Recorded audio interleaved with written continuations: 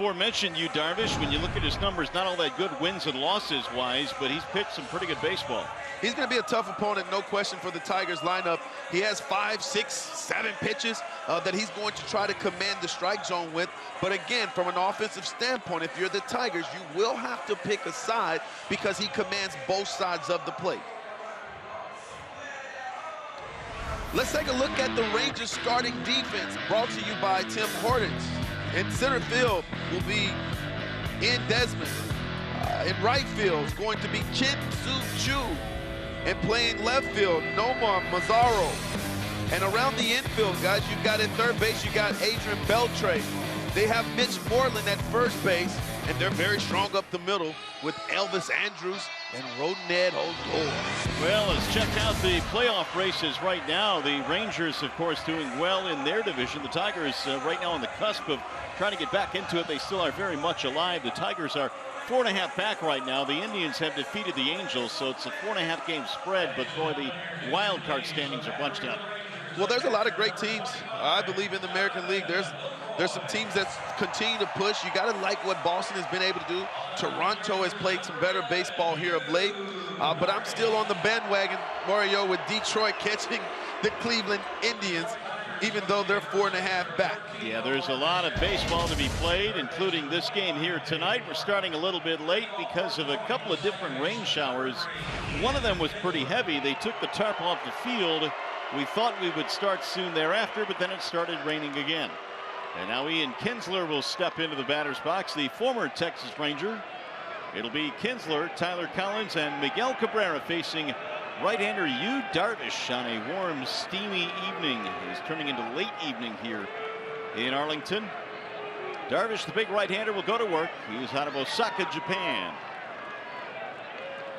And here's the first pitch of tonight's ball game. It's a ball outside to Kinsler. Ian batting .293, was 2 out of 11 in the series just completed in Seattle.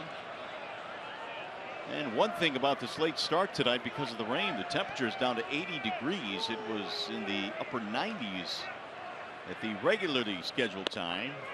There's a ball inside, and the count now goes 2-0 on Kinsler. I'm sure the boys can appreciate that. It's not 95, 96, or even 100. Which they had here yesterday, apparently. They played a day game here in Arlington, and it was steaming. Here's the 2-0 pitch. It's high, 3 balls and no strikes on Kinsler. Officially tonight, a rain delay of 2 hours and 42 minutes. Tyler Collins waiting in the on-deck circle. Darvish now with the 3-0 pitch, and it's a strike called on the outer edge. Mario, coming into this, given the fact that they had so many, the rain delays, getting these guys up, Yu Darvish throwing, I was wondering and questioning, will he have that real good command? He couldn't find the strike zone the first 3 pitches. Seems to find it right there on the outside corner. Now the big right-hander with the 3-1. Driven down the left field line, but foul. Well, it was a situation tonight where both Sanchez and Darvish came out after the tarp was taken off the field. They started stretching, started warming up, never really threw, but they were getting into game mode, and then all of a sudden the tarp came back on. And the starting and stopping, I think psychologically, has to have some effect tonight. Well, it definitely has a little bit of effect, no question about that. But this is the big leagues. You have to find a way to get motivated and get that concentration, that focus back. Here's the 3-2, and Kinsler pops it up. Middle of the infield, Odor and Andrus are circling under it. It's Andrus, 1 gone. Kinsler retired in the pop-up to shallow center. That'll bring up Tyler Collins. Well, if you missed the announcement earlier today, the Tigers had to put Jose Iglesias on the disabled list. They're running out of guys to bat second in the lineup, aren't they? They really are. The injury bug continues to haunt the Tigers clubhouse. Maben on the DL, Castellanos on the DL, Zimmerman, Pelfrey, and now Iglesias. But it's the old next man up mentality as Collins stands in. And he'll look at a strike called on the outside corner. Collins had shown some extremely nice patience at the plate as far as I'm concerned. I had a conversation with him. He talked about shrinking the strike zone, getting better pitches to hit, and he's been doing that since back up in the big leagues. I think more than anything else, Craig, you could tell the difference in attitude from Tyler. I think that last trip down to AAA set off a bell in his mind, and I think psychologically he's gotten it together now. Well, a lot of times that happens to a young player when you get sent down and you go through some adversity. It builds character. He'll look at a strike on the outer edge, and it's 1-2. Yu Darvish in his last start went 7, gave up 5 hits, no runs, and punched out 8 Houston Astros.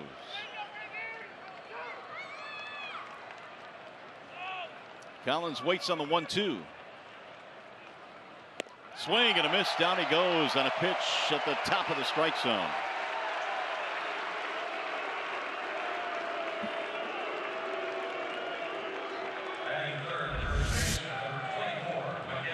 Take a look at here. Take a look at the fastball here. It has tremendous movement, a little bit above the belt buckle there. It's a pitch that is 95, 96. It's tough to get the barrel of the bat up to get to it.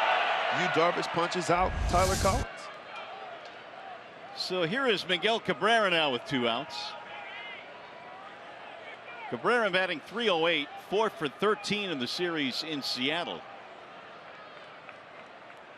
Pretty prime matchup here. Swing and a miss, 0-1. Mario, these are the matchups that I look forward to watching. Power against power. One of the best right-hand pitchers in Yu Darvish in the game against arguably the best right-hand hitter in the game. This gets me excited. And certainly one of the matchups the fans pay to see. Miggy waits on the 0-1. Well, pounded foul back out of play. No balls and 2 strikes. When you face a guy like Darvish, and we talked about his bag of tricks, it'll go 6, 7, 8 pitches deep. I mean, what do you do as a hitter? Do you eliminate some of those pitches? Well, it's tough to eliminate the pitches. I believe that you always have to hit off the fastball. But in Yu Darvish's case, I feel like you have to split the plate in half. You have to decide if you want to look for the baseball middle in, or you're going to decide to take middle away. Personally, I'm looking middle away because I feel like I could handle get my hands to the pitch on the inside part of the plate. Miggy looks at the ball high. 1-2 the count. The Bernstein advantage brings you the pitcher-batter matchup between these two, Darvish and Miguel Cabrera. And for Miggy, as you might expect, he hits most guys pretty good. .333 against Darvish. And Cabrera lines one down the left field line, foul right by the tarp. Hey, nice play down there. And Mario, see on that particular swing right there, that's exactly why I believe when you're thinking fastball out over the plate and thinking right center, it allows you to stay back. That was a slower breaking ball there. The speed differential there had Miggy a little bit out front, but because his approach is to right center, he has the ability to keep the hands back just long enough to foul that pitch off. Now again the 1-2, and Cabrera fouls off another. Well, Miguel having another Cabrera type year, 76 RBIs. He's been hot, 23 runs driven in his last 20. For me, it's all about pitch recognition. Yeah. He just seems to see the baseball extremely early and makes really good decisions in the batter's box. Yeah, I'm glad you brought that up because everybody talks about hand-eye coordination, which you obviously need.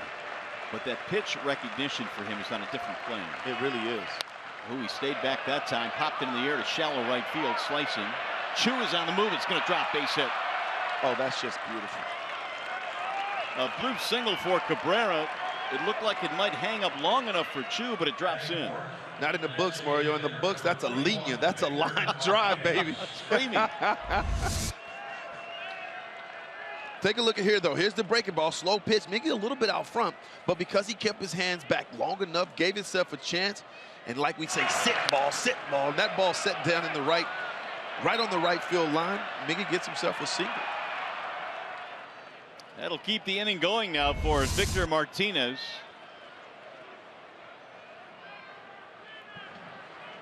And for Victor, again, they will shift to the right side of the infield. This is how most teams will play him.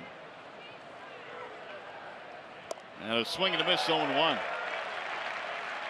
I was talking to Victor today in the clubhouse, Mario, and he was talking about how he enjoys hitting here at Globe Life Park. He said here you don't have to get big with your swing. You can still think through the big part of the field. just barrel it up, because you can get rewarded for staying on the baseball here. Here's the 0-1, and it's a bit outside 1-1. Well, you hit in this ballpark. Your career started here in the big leagues, and I can imagine that, you know, when visiting teams come in here, their eyes light up, man. They think they're going to get well offensively. They definitely light up. I'm actually having a surreal moment right now, to be quite honest with you guys. This is where I got my first hit. That's right. My first home run. First homer. And now I'm in the booth hanging out with Mario. Come on. That's the best of all right there. Come on. There's a strike on the inside part of the plate, 1-2. Who was that first homer against? You know I know, right? Joe Kennedy. Joe it was Kennedy, against that's Joe right. Kennedy. You'll never forget that. I'll never forget that swing. So what was so special about it, though, was Pudge Rodriguez at the top of the steps waiting on me. Is that right? Oh, with double high fives. It was like, yeah, That's okay, pretty cool. I arrived. I'm in here. the big leagues. That's right. Bumped your chest out and everything. I did just a little bit. And a swing and a miss, and down goes Victor Martinez. That'll be it for the Tigers. Yu Darvish with a couple of punch outs in the first. Here comes Anibal.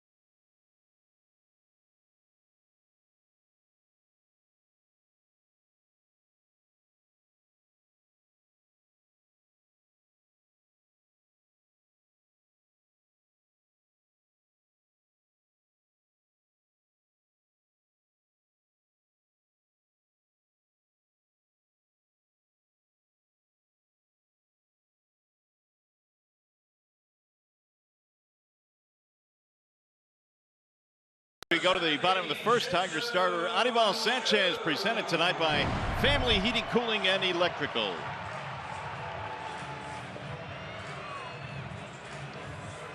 Here are the numbers on Sanchez, a record of 4-10, Simo. But the thing about Anibal is that his last two have been awfully good, and hopefully that's really a sign of things to come. I feel like it really is, Mario. Again, baseball's about what have you done for me lately, and lately he's been outstanding. And I think it starts with first pitch strike, and he's been very good at that. He's also using both sides of the plate, and he's getting more movement on his fastball. He's got a little bit more life on that fastball as well. Shin-Soo Choo stands in and grounds the first one foul down the first base line. Choo batting .261. He has been oft injured this year, and he's hit 7 homers. Calf strain, a hamstring problem. A multi-talented player, though, when he's healthy. You look at a strike in the outer edge. Now it's 0-2. Choo has always been a guy that can hit with power. He can run. Terrific outfielder. Anibal ready with the 0-2. Ripped foul down the first base line. Defensively, they have the shift on against Choo. Much like other teams play Victor Martinez, the second baseman Kinsler is way deep. Actually, that is the third baseman McGee who is way deep. They've shifted McGee from the left side to short right. 0-2 the count on Shin-Soo Choo to get things started here for Texas in the first. And Choo looks at a ball outside. 1-2. Mario, talking about the shift, I mean, I respect the shift because I understand the data where Chu obviously hits a lot of ground balls and gets a lot of his hits. But a lot of times I feel like if the pitcher doesn't execute the pitch. That's drilled to center field on a line. Collins is there for the out. Let's check out the rest of the lineup for the Rangers. Presented by the Metro Detroit Chevy dealers. You saw Chu. He'll be followed by Ian Desmond playing center field, and Carlos Beltran just acquired. He is the DH. Beltre, he's had himself a career, a lot of home runs. Odor is at second. Lucroy the catcher. Moreland, Mazzara, and Andrews rounded out for Jeff Bannister. Well, just getting back to the point, well, the pitcher has to execute the pitch, and you have to pitch to the shift. And there, Sanchez missed away, and Chu was able to line out to center field. But I just feel like the positioning of the players at times, moving them like that, makes me uncomfortable watching. Ian Desmond is the batter, slightly open stance.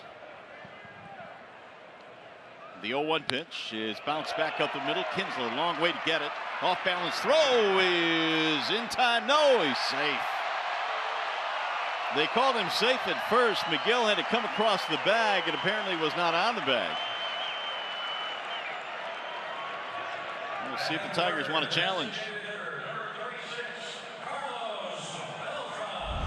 Let's take a look at it, because it appeared to me that Miggy stayed on the bag there, but you have to love the range by Kinsler up the middle, and then makes an outstanding throw. I'm not quite sure. Looks like he might have stayed on, Mario. Oh, that is so hard to tell. On the previous replay, this one right here, watch him reach back right now with the foot. It's off, and now he reaches back.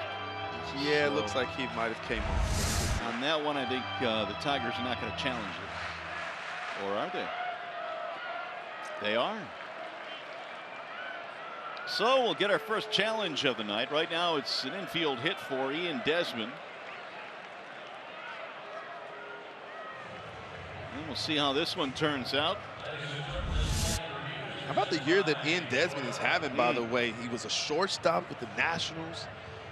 Couldn't find a job in the offseason. Finally lands here with the Rangers on a one-year deal. Moved from shortstop to center field.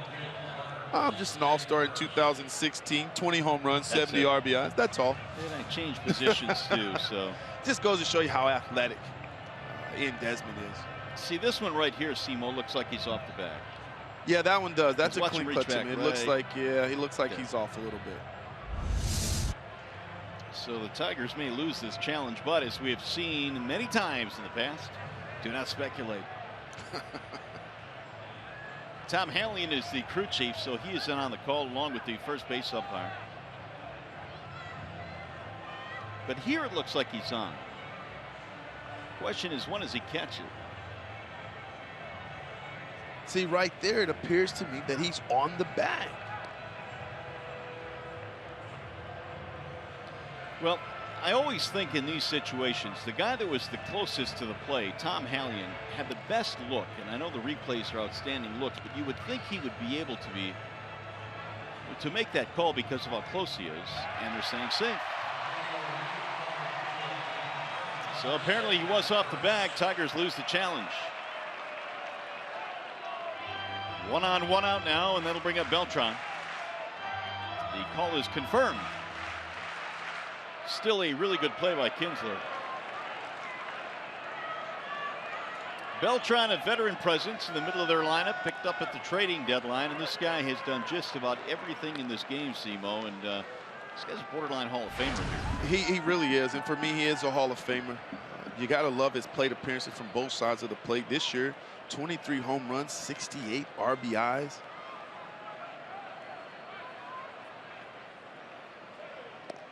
Sanchez will miss away. 2 balls and no strikes. Carlos Beltran. Rangers made a couple of deals that really solidified their team, as you see the shift now being employed with a 2-0 count. They got Beltran, they got Lucroy, they got Jeffress for the bullpen as well. They were busy. And they got better. There's no question about that. They got better. Their offense now is lethal, 1 through 9, with Elvis Andrews as their 9-hole hitter, Mario. He's hitting .295, 4 home runs, and 50 RBIs. Pretty good. Fouled back out of play. And this is a team that is going to be without Prince Fielder, who retired recently because of the neck problems. And you talk about not even having Prince in this lineup, and they're still very strong. Yeah, that was tough. I got a chance to watch his press conference. That was tough to watch. Yeah, It sure was. Runner goes, and a swing and a foul back. And I love the point that he made. It's just, you know, he pointed over at his kids and he talked about he's been in the big league clubhouse since he was their age. And now with the injury with the neck, you're basically telling him you can't play the game that you love anymore. And as a player, that just breaks me. Well, I think every player wants to go out on their own terms. They do. You know, that would be the best way. Just doesn't happen that way sometimes. Doesn't always work that way. Here's the 2-2. A check swing high. Did he go? Did not. Boy, Sanchez came running off the mound saying, get an appeal. Phil Cuzzy said he held up 3-2. You have to love the confidence that Anibal Sanchez is pitching within his last 2 outings. He certainly has turned a corner because it had been a while since he had picked up a win as a starter. There's the 3-2 with the runner going, and it's popped up foul back out of play. They're early in the season, April, May, June, making way too many mistakes over the heart of the plate. The fastball velocity wasn't there, didn't have that movement, didn't have that separation between his fastball and his changeup. And they did some damage to him early, but it seems to me that he's figured some things out. He's working a little bit more faster and efficient. The guys behind him are playing better. They're on the balls of their feet. These are all good signs for Anibal Sanchez.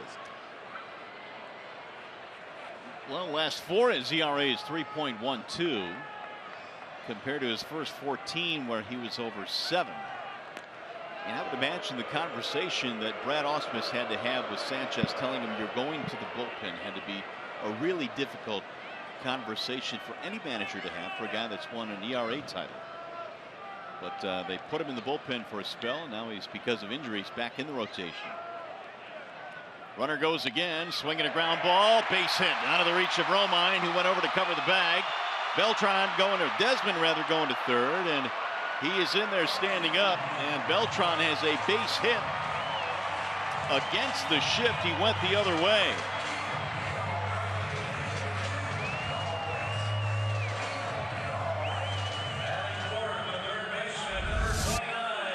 Take a look at here. Here's your replay here. Here's a fastball away from Carlos Beltran. He stays on that baseball long enough. Romine's going to cover the bag there. Has to try to get back to make the play. Not able to make the play. But you also have to love the fact that Tyler Collins cuts in Desmond off with his legs. Mario gets to that ball extremely fast and gets the baseball back in. Tremendous job by Tyler Collins in center field. Now it's first and third for the Rangers. And here is Adrian Beltre.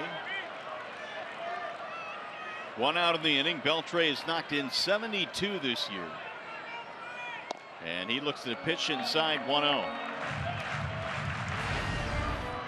Beltre has tortured Tigers pitching. He's well over 300 in his career, but when you even narrow it down even further, the last several years he has just been off the charts. Here's the 1-0. 1 ball, 1 strike.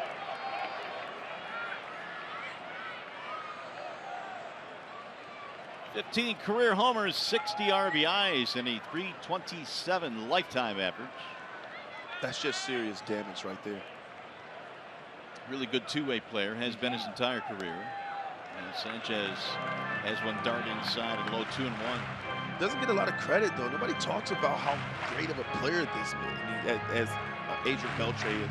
I mean, he plays an outstanding third base. He's got slick, smooth glove over there at third base. And his bat speaks for itself. The numbers speak for themselves as well. Soft line drive, base hit right field. That'll get a run in. Desmond scores. Beltran goes to second, and the Rangers lead 1-0. RBI machine, over 1,500 in his career. Give him another. 73rd of the year for Beltre. Nice approach here, though. First and third. not trying to do too much, understands to let the ball travel a little bit, gets jammed a little bit, but they'll tell you good hitters get jammed. Soft line drive over in Kinsler head at second base to drive in a big, well, the first run of the game. Now they've got Rougned Odor stepping in with 2 on and 1 out. It's been a really good year for Odor, 281 with 22 home runs. And when they talk about some of the best second basemen in the league, they talk Kinsler, they talk Altuve, but this guy's numbers are right there as well. They really are. This is his second year. He's got 22 home runs, which is a career high, 60 RBIs. And get this, all season long, he's been in big situations. And the situation doesn't seem to be too big. He's just been coming through with big knocks for this team all season long. He's got a heck of a right cross, oh, too, he's definitely got a a straight right that he caught Bautista with. There's no question about that. Here's a swing and a foul back. Let's take a look at the Tigers starting defense presented by Bowman Health. The Tigers will line up like this. You'll have Tyler Collins in center field. Jay Up is in left field. J.D. Martinez is in right. And around the infield, you have Casey McGee at third base, Andrew Romine at shortstop, and Kinsler, steady Kinsler at second base, and Miguel Cabrera at first, and James McCann behind the plate. And Odor chases one out of the strike zone. That ball was way up for strike 3. And a big punch out there for Sanchez.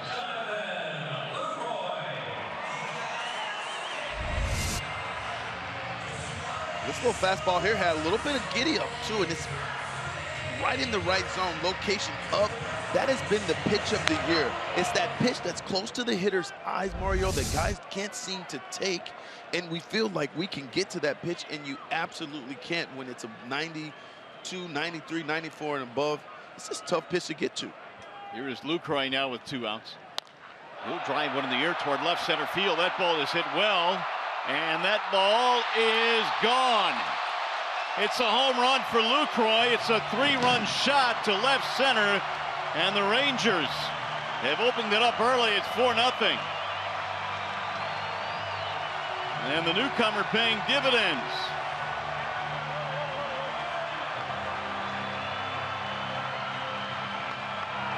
On the first pitch he saw from Sanchez, it's 4-0 Texas. That is Lucroy's 5th home run since putting on a Rangers uniform. You talk about his leadership behind the plate and his ability to frame pitches, but he's an outstanding hitter with a solid approach at the plate. 18th of the year, but the 5th already, as you say, with the Rangers. So you talk about getting some instant dividends out of this guy. They're paying huge already. Here is Mitch Moreland. He'll look at a ball outside. Well, Sanchez came back with that strikeout of Odor, and it looked like he would wiggle out of the jam with just 1 run, but then Lucroy took it deep.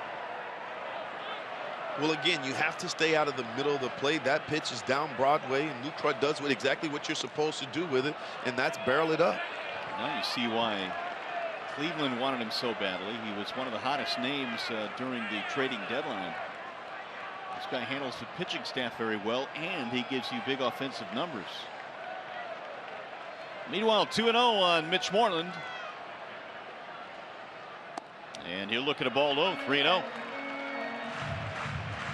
Well, exactly what you didn't want to see at the start of this game, falling behind against the potent offense. And Yu Darvish on the hill. You definitely don't want to do that. And again, Anibal Sanchez, when he's really good, he's pitching ahead in the count, first pitch strike. And that hasn't been the case here early in this particular game.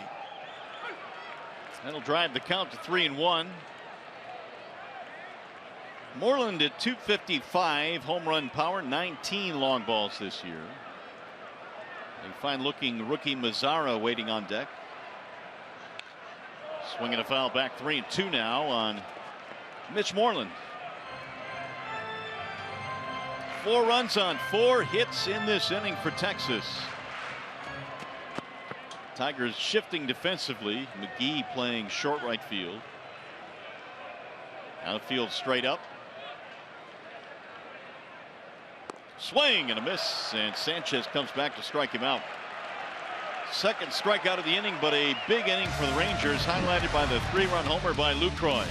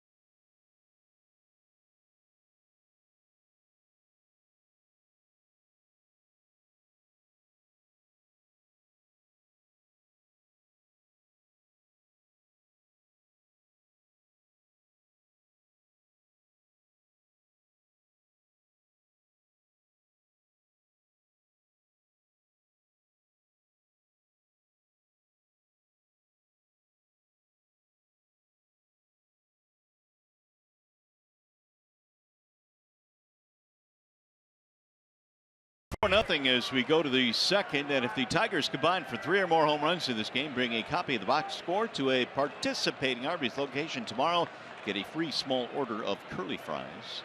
Tigers have some work to do now against Yu Darvish as we go to the second. JD Martinez leads it off. It'll be Martinez, Upton, McGee. Darvish gave up a single to Cabrera, but he struck out a pair in the first. JD looks at a ball high, 1-0. Martinez 297, 14 home runs, 4 hits in the Seattle series. Another one up and in, 2 balls and no strikes. Well, Yu Darvish got himself a lead, a 4-0 lead. He'll have to come out and pound the strike zone. It's always comfortable when pitchers take the mound and they have the lead. There's a strike, 2-1. Yeah, it's amazing how much that just settles them down, and you don't have to be as fine or as perfect. Well, it just takes a lot of pressure off of them. It allows you to relax a little bit. Now you can trust and go out and try to execute pitches. Swing and a miss, and it's 2-2 on JD Martinez. Darvish, 29 years old, is winless in his last 5 starts since returning from the DL, but in that stretch, a really good ERA of 2.73. And opponents were hitting just a little bit above 200 against him. Here's the 2-2. Fouled straight back, and you can see he's pitching Martinez up and in, up and in, up and in. Well, when you're a power hitter, guys that can drive the ball out of the ballpark change the game with one swing of the bat. The rule of thumb for the pitcher is to try to get on the inside part of the plate to keep the guy from extending his arm and getting into that power zone where they're able to do damage.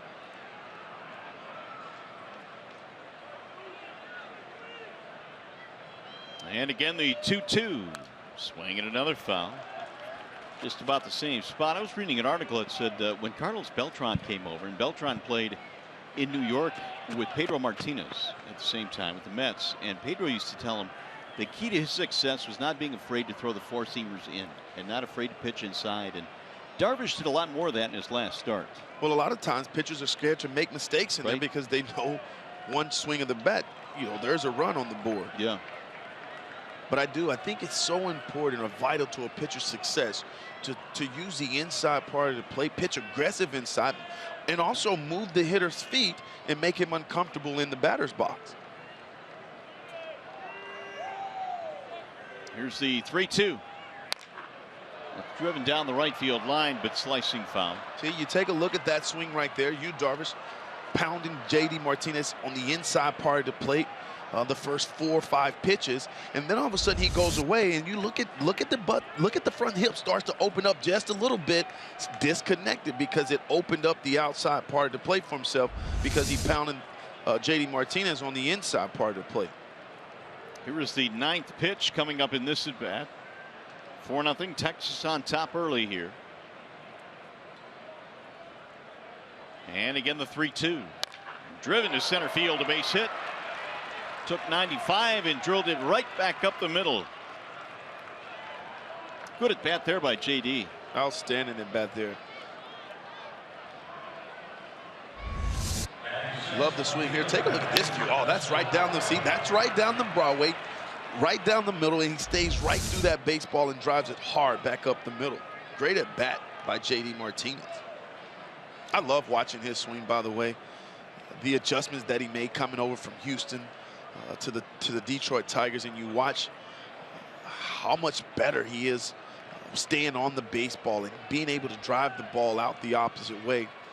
And he shared a story with me where he was watching video, and he was watching Miggy and Albert Pujols, and all of these guys had some similarities. They were staying through the baseball, and their bat stayed in the zone for 8-9 frames, and his was in the zone for 4-5 clicks. And so he realized that he had to make an adjustment. And as a right-hand hitter, it's so vital to be able to stay on the ball and use the big part of the field, because every pitch, for the most part, especially facing a righty, it's going away from you. Well, J.D. always had power with Houston, but his numbers really jumped across the board when he came to Detroit. Upton looks at a strike, and the count is 1-1. Here's a guy they just flat out need to get going. I mean, it's as simple as that. And J-Up was 1 for 14 in the series against Seattle, and he was frustrated. And he knows that he's been better than this in his career. He has 13 homers this year. Now the 1-1. Strike called, 1-2 on Upton. He's had his struggles. There's no question about that this year. One of the things that he talked about early in the season, where he felt like he was getting caught in between. He was out front on the breaking balls. He was late on the fastball. And then he went through a period, Mario, where I felt like he figured it out. He started driving balls the opposite way, letting that ball travel. And then there started to seem to be a lot of trust in that swing. But now it appears to me that he's getting a little bit longer again. You know, he's played how many games straight? He's played so many games straight. Right. There's some fatigue that also sets in. But we don't make excuses. You got to get it done. And as of late, he hasn't been getting it done. Well, Wally Joyner even said, and sometimes it does sound as an excuse, but he did hit some bad luck for a stretch. I mean, he went through a couple of weeks where everything he was hitting was right on the nose, but right at someone. And Wally's played long enough to know you'll go through those stretches. The 2-2 drops in, but up and in. The count goes 3-2. And that's when your confidence gets challenged, when you have to continue to trust the approach. Take a look at this pitch, though. Yeah, a little breaking ball, not a lot of break on it. Stayed up.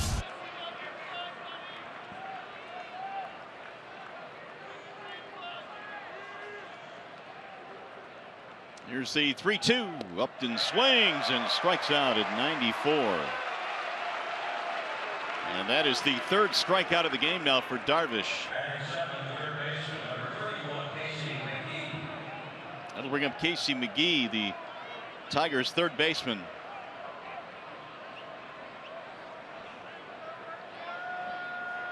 Darvish struck out 2 in the 1st and now 1 more here in the 2nd.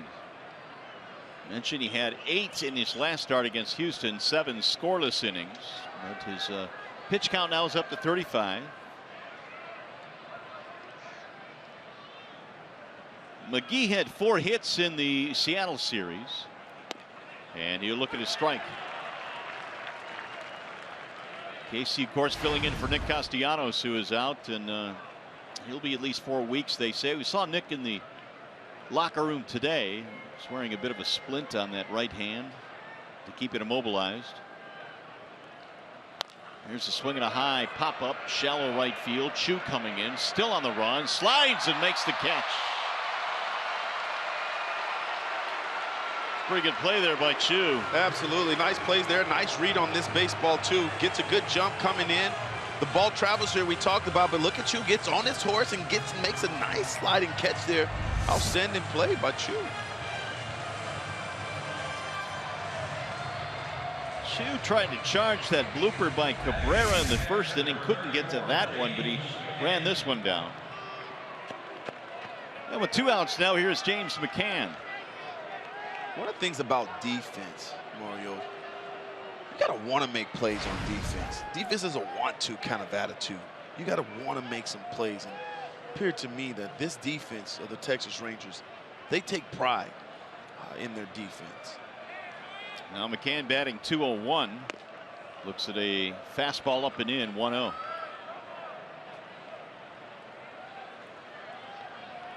Four nothing, Texas in the lead, but as we know in this ballpark, that can evaporate quickly with the way the ball will fly out of this yard.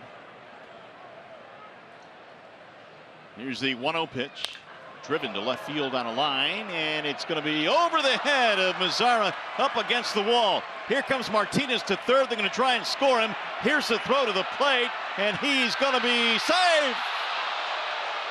J.D. Martinez scores on a double by James McCann. Nice piece of hitting right there by James McCann. Guys, we've talked about his struggles this season, making some mechanical adjustments, not picking his leg up, that front leg, to get loaded on his backside. But I feel like he's getting more comfortable in his approach, getting that front foot down early. And then when you take a look at the ball, that ball had some backspin on because McCann was able to get his front foot down and drive that ball out. And then you got to love the fact, the aggressiveness by Dave Clark here. And J.D. Martinez slides in safely at home plate. I got to be honest, I didn't think he would make it because I saw the ball in the hands of the cutoff man. I thought, oh no. But the throw was just slightly up the first base line. And so it's a double and an RBI, 4-1 Texas, and that'll bring up Andrew Romine. Romine a chance to get another one in here. You said it, no lead safe here. That ball just seemed to take off on Mazara. It really did, and he didn't read it well as well. And it's one of the toughest balls to read as an outfielder. The line drive right at you because you're not sure if you should come in or you should go back. But for me, the rule of thumb is, especially when you can hear the sound, because that ball, you could hear the sound of the bat. You knew it was hit extremely well. You have to get back and give yourself a chance to make a play. 1-2 on Romine. Andrew getting the start at short. Iglesias was in the lineup originally, and then the hamstring, they just realized he couldn't go, so they put him on the DL. And the Tigers have had to go deep into the bench and even down in the minor leagues to deal with all these injuries. 1-2 on Romine. Andrew has played all around this year, as has Mike Aviles, very versatile. We're seeing that a lot now too in the game. Guys being able to play multiple positions. Not far enough away from Lucroy to advance the runner. 2-2. Well, I guess as you know, if you come with the minor leagues, guys tell you the more positions you can play, the better chance you have. Absolutely. Give you a chance to be in the lineup every day as a hitter. That's what you want. You just want to be in the lineup.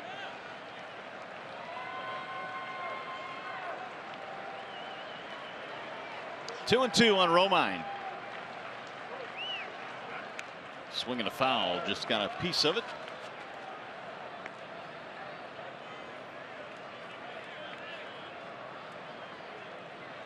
Here's what we're talking about, Simo. No lead is safe in this ballpark. Not here. How about that? 10.2. Coors Field, that's no surprise. Fenway. Yeah, Coors Field's not a surprise. Little bouncing ball toward third foul. This will head back to the dugout. So Romine hanging tough, and the pitch count starting to elevate now on Darvish. This will be the 8th pitch in this at bat coming up. Of course, JD had that long at bat. He let it off with a single. I love how the Tigers this season in particular have grinded out their bats, making the pitcher work extremely hard to get them out. Bouncing ball right side. That'll be routine for Odor, and that'll end the inning. Tigers get on the board, though. They get a run on a double by McCann, scoring J.D. Martinez with a nice slide at home plate, bringing home the Tigers' first run.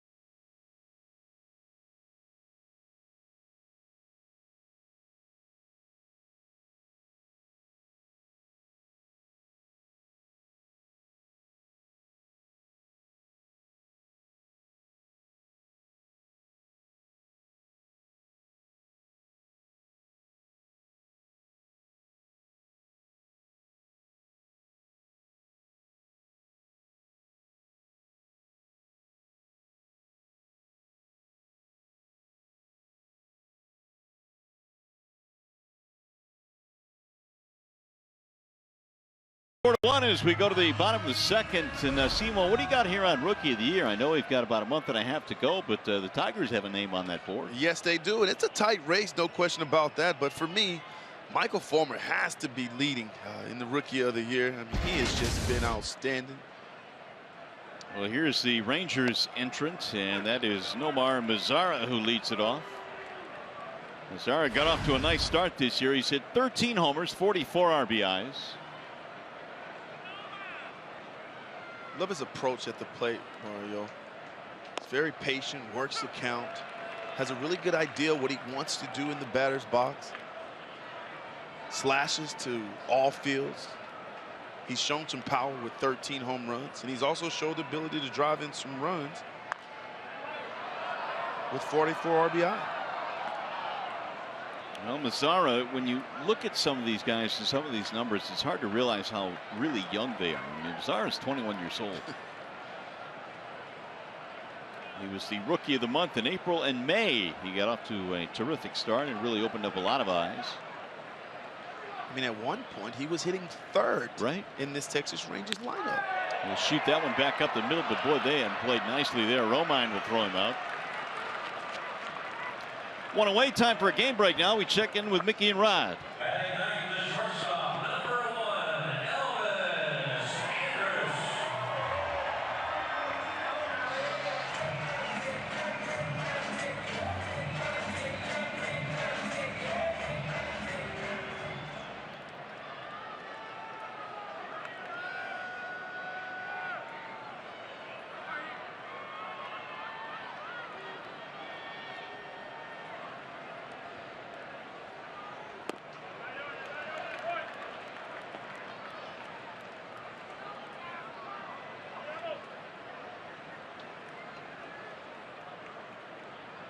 All right, guys. Well, certainly, Simo, you've had some experience with A-Rod. You're a teammate of A-Rod's. Very intelligent baseball mind. That's in the shallow center. Kings are going to go back and make the play. And for me, Mario, it's a shame. I'm going to say it. It's a shame that his career and the way people are going to view him, because of all the, for me, the continually not admitting to the fact that he did take steroids at a time where guys were not being tested. I think that it's unfortunate because he's such a great baseball mind and such a good teammate. And when I played with him, takes you in the, I mean, took me and Carlos Pena to the batting cage every single day. Always talked about our approach. Chu looks at a ball high and away, 2-0. But unfortunately, the game of baseball and the people around this game not going to get a chance to respect and enjoy what Alex Rodriguez was able to accomplish. A 2-0 pitch in there for a strike on Chu, 2-1. Well, what he accomplished was certainly a lot. I mean, his numbers approaching 700 home runs in his career, and certainly one of the greatest of all time to play the game. Here's the motion of the 2-1, and it's a ball outside, 3-1. I mean, as Rod alluded to right there in that game break, there's a lot of guys that have taken some steroids. It doesn't help you. It doesn't help your hand-eye coordination. It doesn't help you become a better hitter. There's a lot of guys that didn't hit a bunch of home runs because they weren't great players. Right. And Alex Rodriguez is a great player.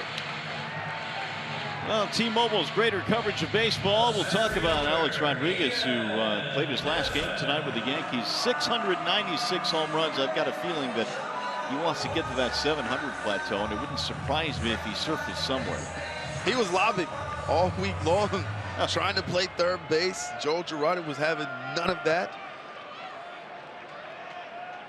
He was very vocal about it in the media. I was kind of surprised. He and Desmond slaps it foul back out of play. Well, Alex certainly was a polarizing figure. I think a lot of folks certainly did not like the whole steroid thing, and deservedly so. I mean, that's painted a cloud over several players, several great players in this game. But from all indications, the fans were behind him tonight in his final game as a Yankee. Sanchez ready with the 0-1. Swing and a miss. Desmond had an infield single in his first at bat and scored a run. He's done some of his best work at home this year. 351 here at Globe Life Park. Sanchez allowed 4 runs to the first. Bouncing ball right at Miggy at first base. He'll tag the bag for the out. Well, in the inning, no runs, a walk, 1 man left. 2 in the books here in Arlington.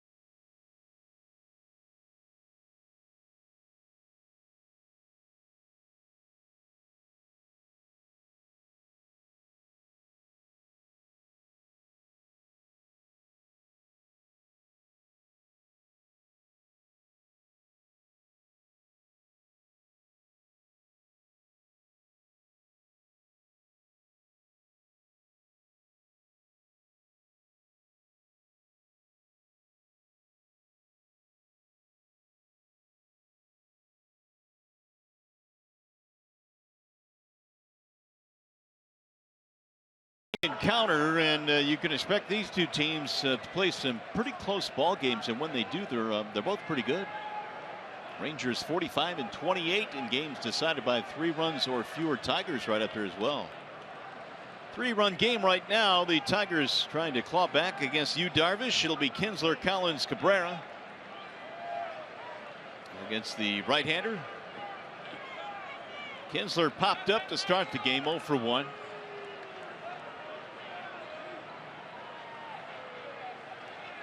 And he drives the first one foul to left field. It's been a couple of years now since Ian donned the Texas uniform, and I would think that even though he's a Tiger through and through now, still coming back here has to bring back some pretty good memories. They played in a couple of World Series here when he played for Texas. And he also hit 30, stole 30 bases, not once, but twice. And that hit him. And Darvish hits the leadoff man. And Kinsler's one of those players, Mario, that when you played against him, you just didn't like him. Yeah. He's a little dirtbag. You know, he'd get after you a little bit. But when he plays for your team, you absolutely love what he brings to the game every single night. He'll put some dirt on that. Get ready to put some dirt on it and get ready to go. Let's go. Here's Tyler Collins, who struck out in the first.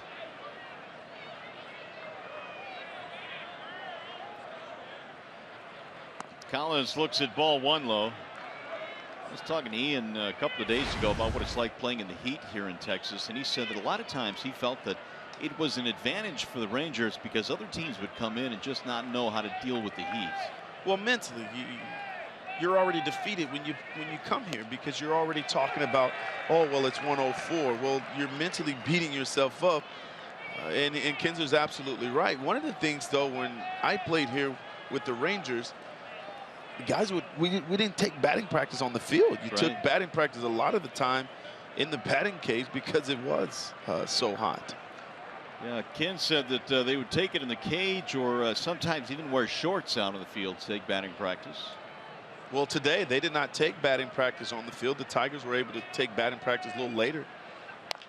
There's a bouncing ball right side. Odor flips to second. There's one. Nice play. They won't get the double play, but man, that was a pretty good feed there by Odor. 1 on, 1 out. We check in now with John Keating. Well, Mario, most of the attention, of course, has been on who the Tigers have lost to injury lately, with today's contestant Jose Iglesias joining that list. But there is some good news. Bruce Rondon comes off the paternity list.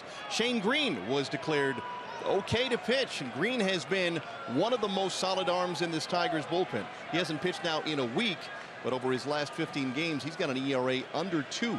So Shane Green is available, we're told, should the Tigers need him later this evening, guys. You mean there's actually some good news, Keith? It took both hands and a shovel to find it, but we found it. That's lined right to the left field. Hit hard, but right at Mazzara. 2 gone. So Cabrera retired. Collins holding at first base. That'll bring up Victor Martinez. Rangers got 4 in the first. Tigers answer with 1 in the second. Now Victor, who just continues to be a model of consistency from both sides of the plate. It's astounding to me, and Victor's been around the game a long time, even this deep into his career, his lifetime numbers are over 300 lefty and righty. Hard to imagine you could keep up that kind of consistency. Especially having to be able, having to hit from both sides of the plate. I mean, it's just a tough task to be able to be as consistent as V-Mart has been, being a switch hitter. I mean, you take a look at the numbers there this year: 303 from the left side, 309 from the right. Pretty good. Oof.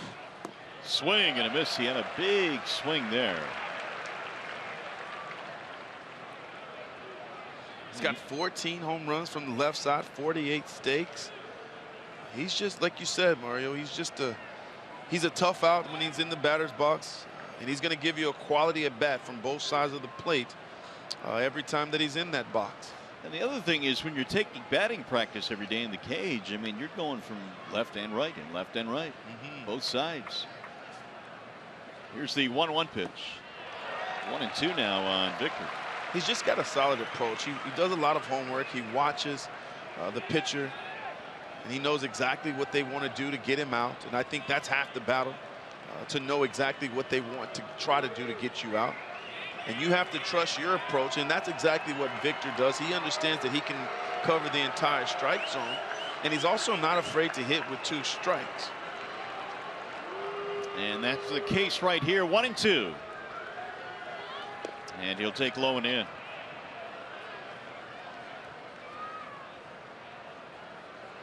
Two and two on Martinez. Victor has hit safely in his last 6.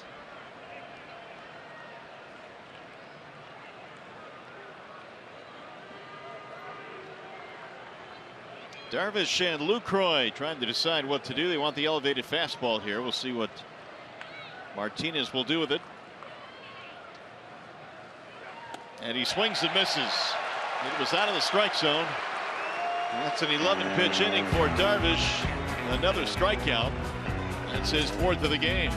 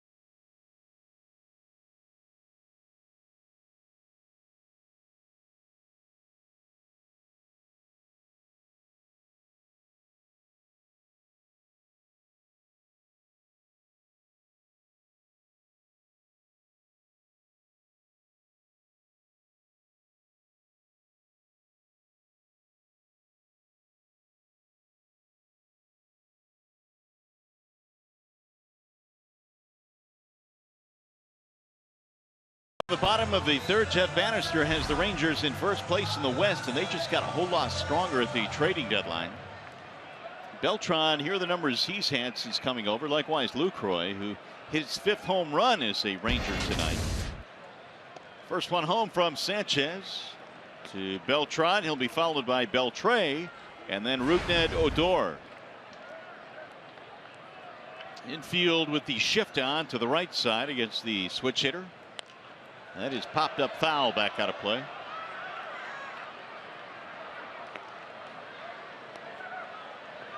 Beltran had a single in the 1st and scored a run. With that particular swing that he just took there, it appeared to me that he was trying to beat the shift, Mario. Agreed. That ball got deep, and he was trying to hit the ball to the shortstop or to the left part of the field. Now, you were talking about shifting earlier in the game, and you know, the one aspect of shifting that I've always wondered about is how many of these pitchers are actually on board with all the shifting that is being done. Well, I feel like they have to pitch to the shift. And so for me, if you're Sanchez, you have to pitch aggressively inside to get him to pull the ball where your defenders are. And I think you also do him a favor if you throw him a pitch on the outside part of the plate where he can simply put the barrel of the bat on the baseball, and there's nobody at 3rd base right now. It's a double, if you ask me. Here's the 2-2, and it's low inside. It just missed. 3-2 now on Beltran. 415 home runs in his career. Sanchez with the 3-2, and he walked him. Leadoff man on here in the 3rd. By the way, stay tuned to Tigers Live. Following the game, we'll select the Fox Sports Detroit Tigers Player of the Game, presented by McDonald's. Stop by for your breakfast favorites, now being served all day long. That'll be the second walk issued by the right-hander Sanchez. The other one was in the second, didn't score. Here's Adrian Beltre.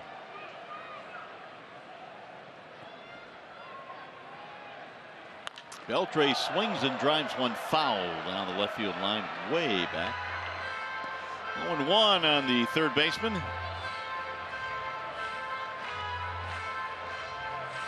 Beltre now has had at least one RBI in 5 consecutive games. He's an RBI machine. In his first at bat, we talked about him letting the baseball travel first and third, not trying to do too much, gets jammed. Line drive over Kinsler's head to right field. Driven to center, hit pretty good. Collins turns around, still going back, makes the catch up against the wall. Nice play. Tyler took a little bit of a circuitous route to that ball, but he got there. That ball was smoked, one gone. Hey, take a look at this play here. Tyler Collins absolutely does everything right, Mario, actually on this position. He turns the wrong way on the initial ball off the bat. But if you notice here, he got his head turned around on a swivel the opposite way and made an outstanding grab up against the wall. Tigers are without Cameron Maybin. They've had several guys playing center field, including Romine, but Collins, who just the other day was saying, I feel comfortable really anywhere in the outfield. Well, he just took an outstanding route right there. Here is Rougned Odor. He'll roll it foul, 0-1. He get a good jump. Take a look at this swing right here. Good swing right here. That's a line drive hit right at you. You have to pick a side. He picked the glove side, and then he simply got his head turned around to the other side and was able to make an outstanding play. I mean, that's how you draw it up when you play the outfield. I think he brought up an interesting point, and that ball was hit to Mazara. That got the Tigers run in early in the game on a ball that was hit straight at him, and how you play a ball like that. Here's the 0-1. And part of it is you judge it by how the ball sounds coming off the bat, which I never really thought of. Yeah, and when I played the outfield, that was one of the things that I paid a close attention to. Not only did I pay attention to the bat angle, I listened for the sound, because it makes a different sound when they hit it really hard and they hit it square. Yeah. And that's when you know the ball is belted over your head, and you just have to make sure that those first 3 steps gets you back where you can make a play. That slap foul back out of play. 0-2 on Odor. Rougned struck out in the first inning. His 22 home runs leads the Rangers. Now Beltran has 23 overall, but most of those came with his first team before the trade. Infield playing to pull. Sanchez trying to put away Odor. Missed it low, 1-2. Here's the Chevy Silverado most dependable player. I want to talk about second baseman this year leading their team in slugging. How about Odor at 508? That's a pretty strong list of second basemen there. Murphy over in the National League is having a great year. 1-2, the count stays on Odor. Well, one of the reasons he's able to drive the baseball, Mario, is that he has a little bit of a leg kick, which is actually a high leg kick, which allows him to get back on his backside in a very good hitting position, in a strong position, to where he's able to get the front foot down and allow that backside to knock the front side loose. And it just allows you to have some short and yet quick torque in your hips, and allows you to put the ball out of the ballpark. Well, he chased again. It was what he did in the first inning. He chases one out of the strike zone again here in the third. Well, that's one of the things that happens also, guys, when you have a high leg kick. There are some swings and misses because of the timing, and you have to make really quick decisions. And that fastball is up around the Texas, right around his chest, and he's not able to, again, he's not able to get up and get on top of that baseball. And it's, for me, Mario, again, I continue to talk about, that pitch is a tough pitch to lay off of, because as a hitter, it's the closest pitch to my eyes. Well, here is Lucroy now with 2 outs and a man at first base. And you'll watch it throughout the game. You'll see guys take that pitch down and away because it's the furthest pitch away from your eyes. You don't think it's a ball. And it seems, Craig, that it doesn't even need to be 94, 5, or 6 up there. Guys are getting strikeouts with that pitch at 91, 92. Well, it's just a tough pitch. It's just a tough pitch to get the barrel of the bat on top of. So many times, guys, you like the baseball down to where you can take that swing to where you're taught to swing down and through the baseball. And on a high pitch, it's tough to get on top of it. Well, Lucroy had the 3-run homer against Sanchez, highlighting a 4-run first. And he's got himself in a 2-0 count now with a runner on and 2 men out.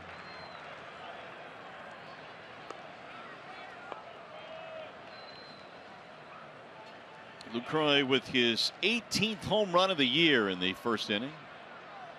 2-0 was swung on and missed.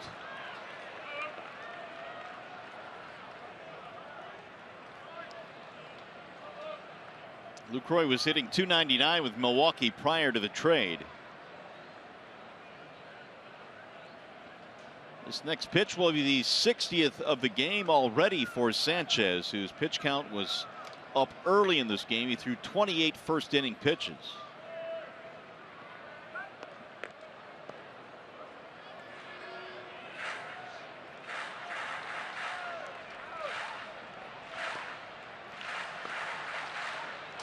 Righties came into this game batting .314 against Sanchez. He seemed to have settled in a little bit more now, though. He's been more efficient, staying out of the middle of the plate. Kind of picking his poison, too, to this lineup. Well, he came in with an ERA north of 12 in his starts here in Arlington. So when he showed up today, he probably had memories of those starts. Yes, he did. And it's drilled foul down the left field line. Let's take a look at a big boy play of the game. It with this guy, Jonathan Lucroy, belting his 18th home run to dead center in the first inning. Give the Texas Rangers a 4-0 lead. He's been hot since he put on that Texas Rangers uniform. Here's the pitch count by inning for Sanchez. Up at his helmets. Full count now, 3-2. Mario, guys don't like that. Well, not towards the head. Yeah. Now they're okay when you're coming inside. You're trying to move my feet, make me uncomfortable. But when you start head hunting, and obviously Anibal Sanchez not trying to throw it at his head there, but that ticks guys off a little bit.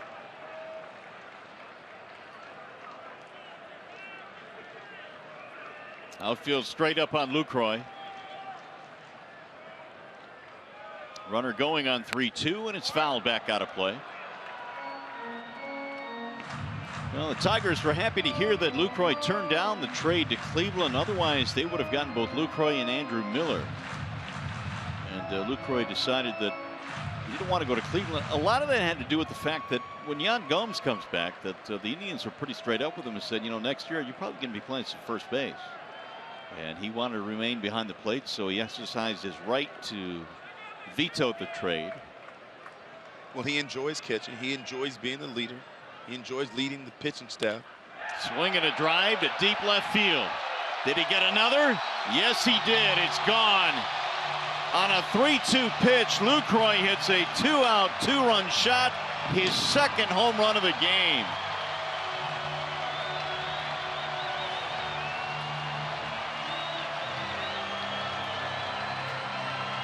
He remains red hot.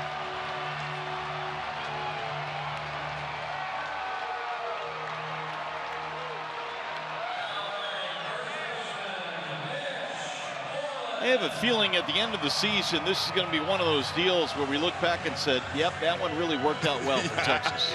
It appears that way, right? 6-1 ball game. A lot of times those deals really just don't work out. But Lucroy has added a lot to an already potent offense. Well, he just fits right into, I mean, he enjoys playing the game, having fun. The Rangers, they enjoy playing the game with a lot of energy and enthusiasm. it's a good match. 6 runs on 5 hits now for the Rangers. Tigers are on 3 hits.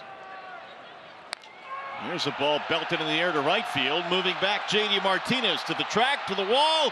He leaps, and it's gone. It's a home run for Mitch Moreland. It barely climbed over the wall in right. Back-to-back home runs for Texas. Mario, that's his 9th home run since the All-Star break. That's amazing.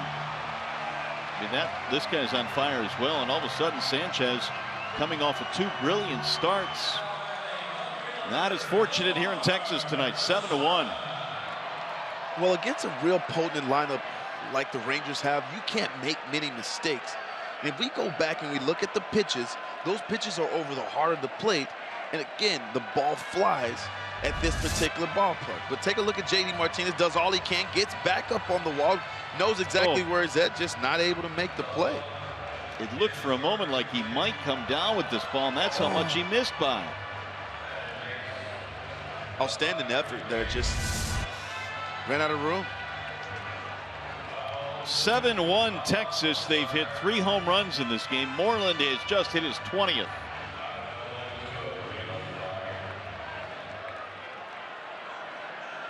And here is Nomar Mazara.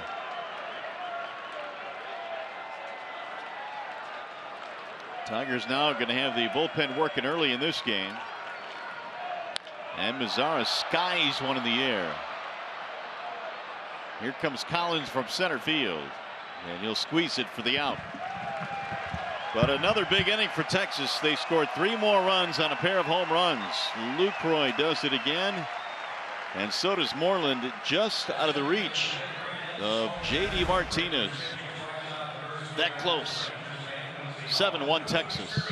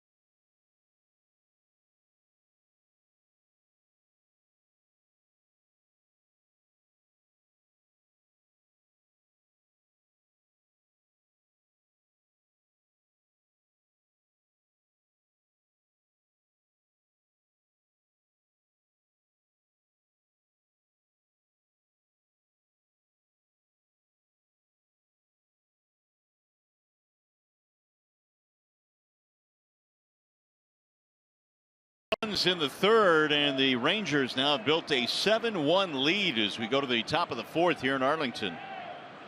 And Yu Darvish has been the recipient of all this offense tonight. He'll go to work facing J.D. Martinez to get it started. J.D. looks at a strike. He singled to get it going in the second, eventually scored on the 2-out double by McCann. That is the counter for the Tigers' only run in this game. And Martinez now is up to 299. Swing and a miss. You know, Craig, it's amazing to me, and JD was out of the lineup for about a month, a little more than that, but he just kind of picked up where he left off and really didn't need much time as far as rehab, you know, at bats, and he's kind of picked it up where he left off. Well, in large part because of his approach at the plate. I mean, we talk so much. I know this is result-oriented game. But if you focus on your plan, your approach, the numbers seem to always show up. And JD has an outstanding approach at the plate, and you knew that it wasn't going to take him any time to get going. And it really hasn't. He was hitting the previous month before he went on the disabled list, was chewing up American League pitching. Over 400. And has hit well since coming back. Ooh, up and in. JD kind of buckled and then hit the deck.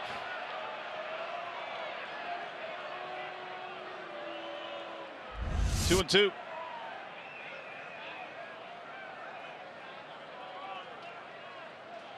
It's kind of like he looked like he wasn't sure if he should fall down or not. But as you mentioned, when it comes to the old coconut, man, that's a whole different feel. Yes, it is. Here's the 2-2. And it's up and in, 3-2. Also, the game of baseball, guys seem to police themselves, and that could have just been a little message there. Hey, we don't play that.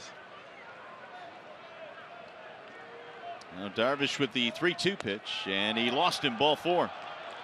Leadoff man on. Well, the pennant race is on. Place a deposit on 2017 Tigers season tickets and receive a 2016 postseason priority. Call 313-471-BALL or visit Tigers.com. Hopefully they'll be waving the towels in October at Comerica Park this year again. That'll be the 3rd straight inning now. The Tigers have gotten the leadoff man on. Justin Upton struck out his first time up. And he shoots one in the air right back up the middle and caught on the backhand by Odor, and his throw back almost got the double play.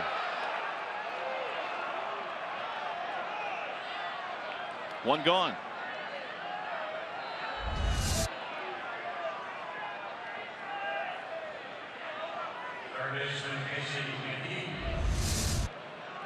That'll bring up McGee.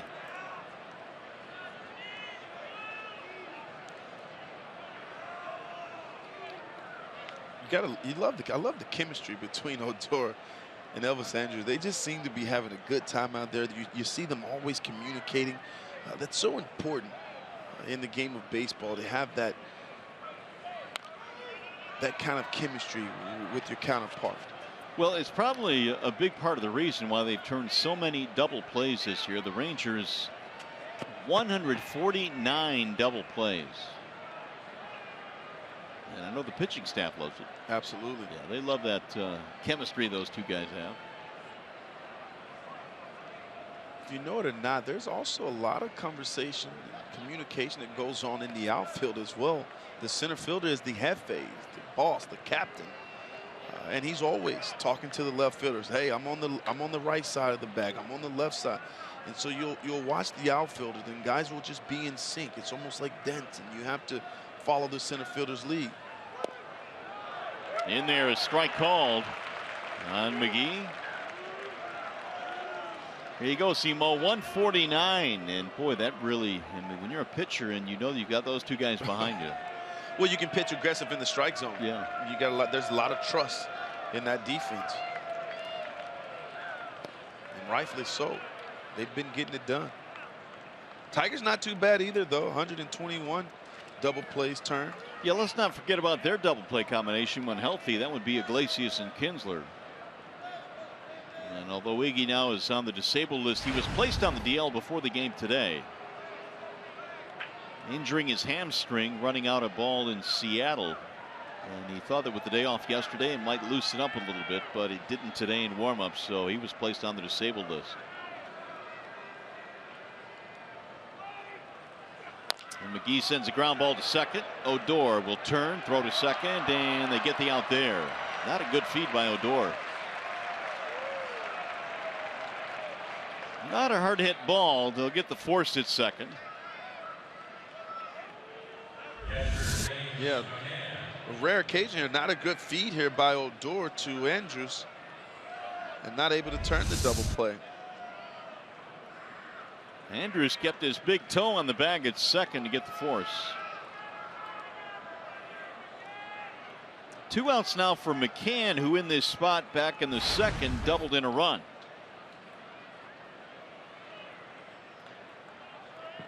And if they can get his bat going down the stretch, they would lengthen and deepen the Tigers lineup, especially with the injuries they've had. And McCann looks at a strike, 0-1. He floated one in there. Well, you definitely want McCann to get going, definitely from an offensive standpoint. He does an outstanding job behind the plate, no question about that. But offensively last year, I watched him drive the baseball the opposite way when he was going really well. And this year, he seems to be a little bit pull happy with that front side. But I've got an opportunity to talk to him. I've watched him in the batting cage.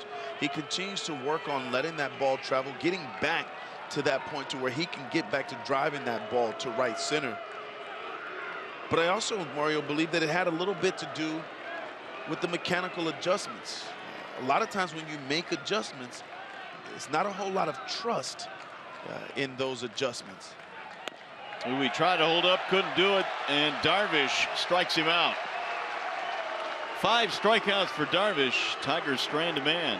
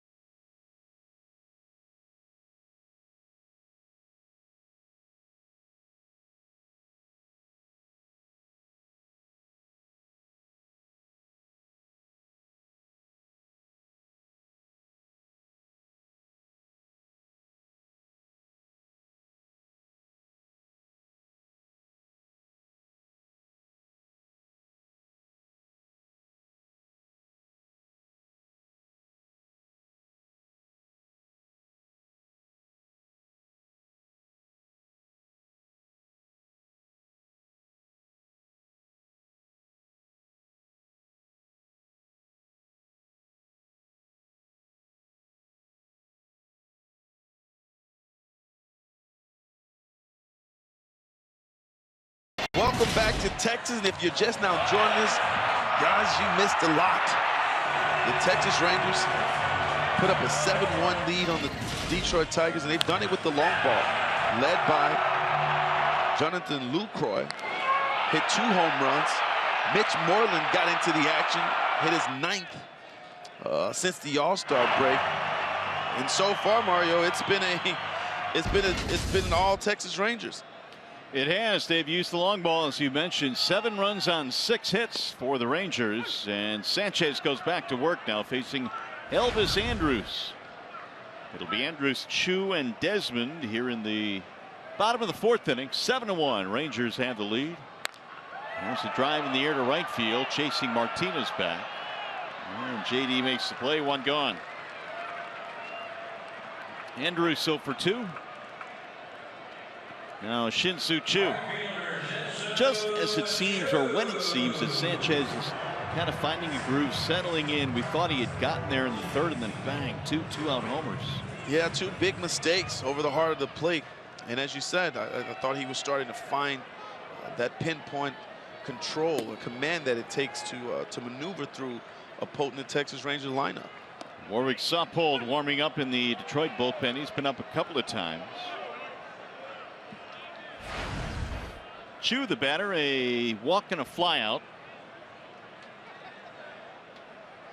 Here's the 0-1. Shin-Soo takes it outside. 1 ball, 1 strike. Chu has hit safely in 6 out of 8 since coming off the disabled list. Here's the 1-1 pitch.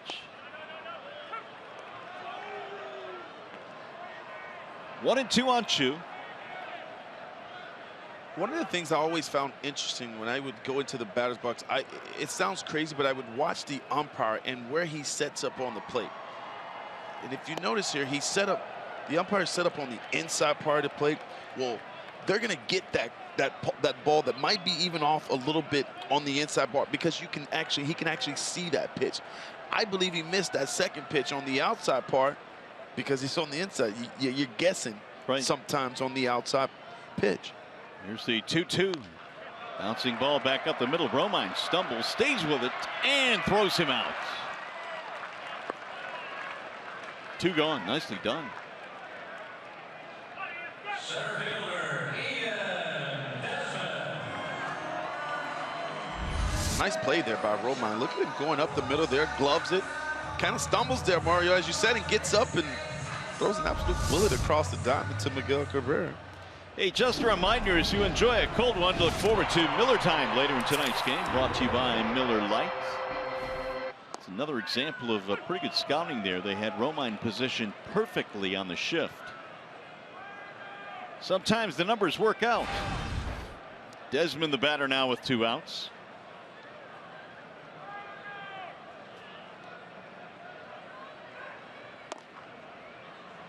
And the count on Desmond now, 1 ball and 1 strike. Infield single and a bounce out. A run scored as well for Desmond. Sanchez with the 1-1 pitch.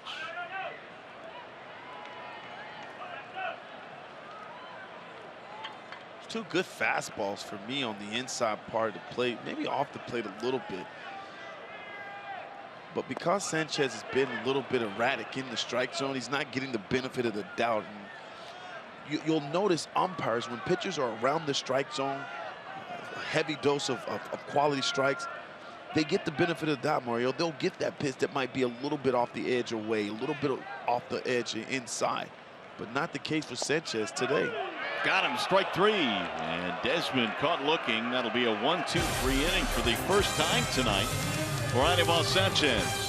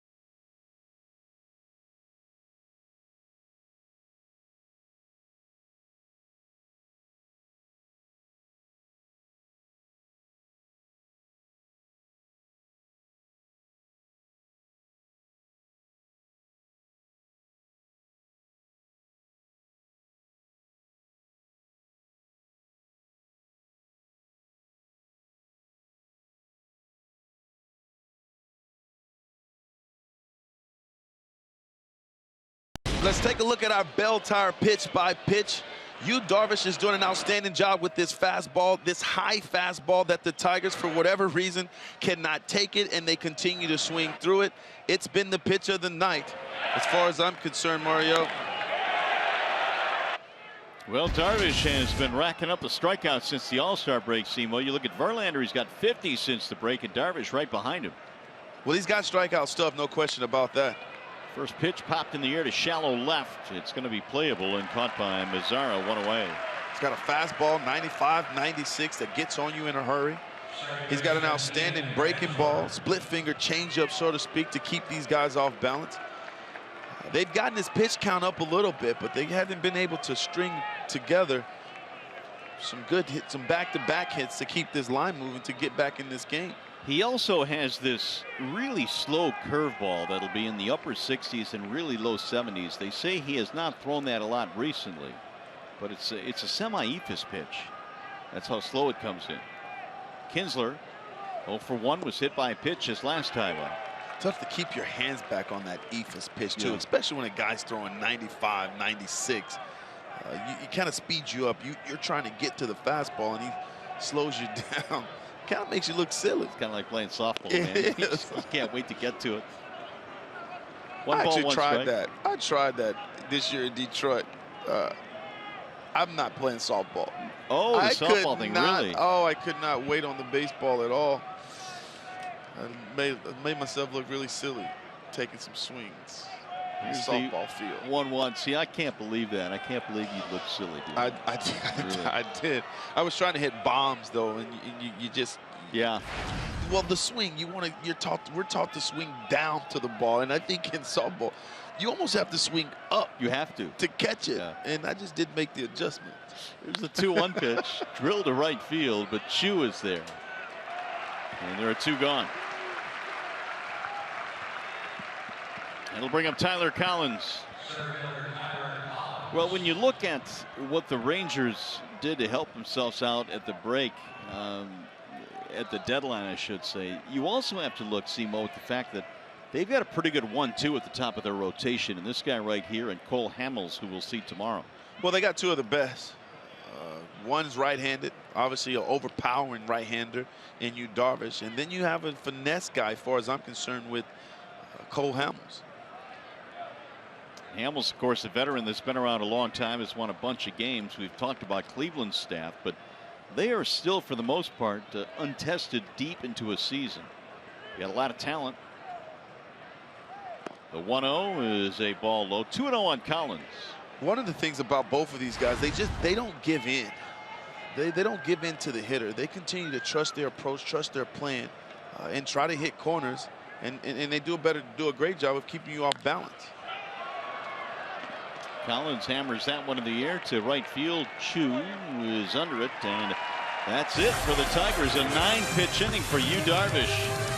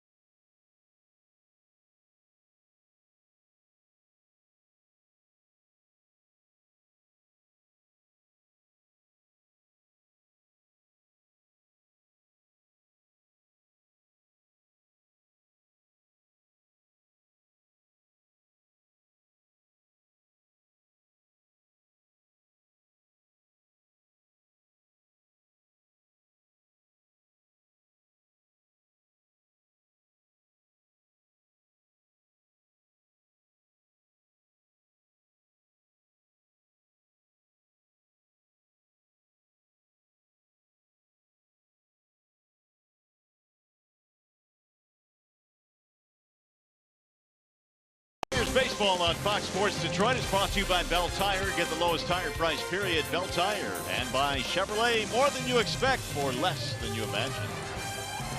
Tigers fans galore here at the ballpark tonight, but it's been all Texas.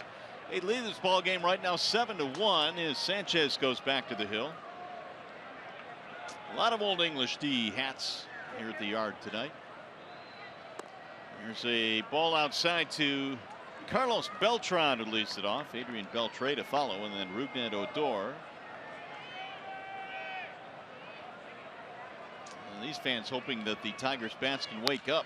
There's the ball driven deep to right field, down the line. That is a majestic fly ball to right and gone. Oh my goodness, he got underneath that one and just launched it. Another home run for the Rangers, their 4th of the night. Just another sweet swing by Carlos Beltran. This pitch is way in off the plate, but Mario, I mean, he pulls his hands inside extremely well there and hits that ball right down the line for a home run. Take a look at this one. He's not sure, but take a look at how he pulls his hands in, boom. And he's not sure. And that ball stays fair. I didn't think it would. I thought it was going to hook. Well, what happens is if you get around that baseball, it will hook. But because he stayed inside of it so well, that ball actually started to tilt towards center field and stayed fair. Adrian Beltre is single with an RBI, 1 for 2. Saupold warming up again in the Detroit bullpen. He will eventually at some point come in this game. Here's the 1-1. Ripped down the left field line, foul. Ooh, wow, look at that catch. And she caught that thing on the fly. Nice play. There's the high five. It was a bullet. Now, had she not brought her glove to the ballpark, might have been a different outcome. Proud hubby right there. Fouled straight back. Look at this, Seymour. I mean, it's an outstanding grab. And then the reaction of the hubby, look at him. He's so excited. Now hand it over. Yes. Just a little dab. Here's the drive to left. That's going to get down a base hit. Sanchez is greeted by 2 hits here in the 5th inning, and Beltre now 2 out of 3, and that's going to be it. Here comes Brad. Yeah, the Rangers very comfortable tonight in the batter's box against Anibal Sanchez. Not very efficient today, Mario. Well, the most home runs that Sanchez has ever given up in one game. 4 of them tonight. It's an early exit here in the 5th inning for Anibal. It is a wall side windows pitching change. Sanchez departs and will be back.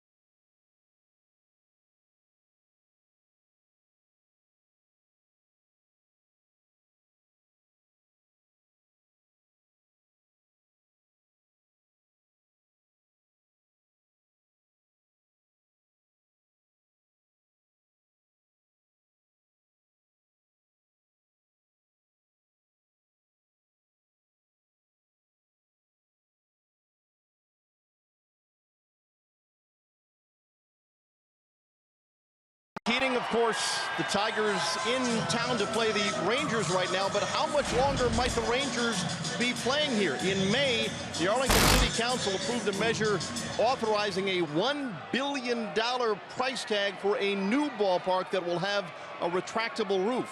Now, this ballpark opened in 1994. To put it in perspective, it's only 6 years older than Comerica Park, and already the Rangers are looking down the road. They're looking to extend the sales tax that they instituted to pay for the Cowboy Stadium right next door.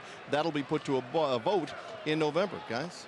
All right, Keats, well, certainly with the weather conditions here, and we're talking mostly heat than rain, and we've got some rain here tonight, but yeah, it's interesting. And I know some of the other very, very warm cities, Houston's a great example. It helps to have that covered stadium roof. Would have helped us tonight. Suppold is the new pitcher. And there's a ground ball up the middle into center field, base hit. Rougned Odor with a solid single to center. 3 straight hits for the Rangers here in the 5th.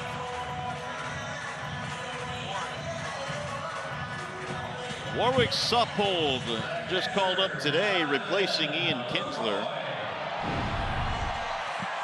He was actually in Seattle, didn't get a chance to pitch, went down, now he's back up.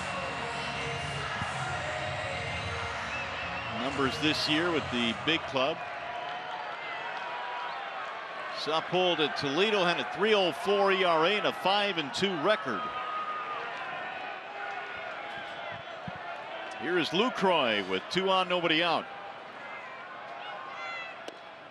There's a strike called on Lucroy. 2 homers tonight. 3-run shot, 2-run shot. That man again. Here he is. Oh.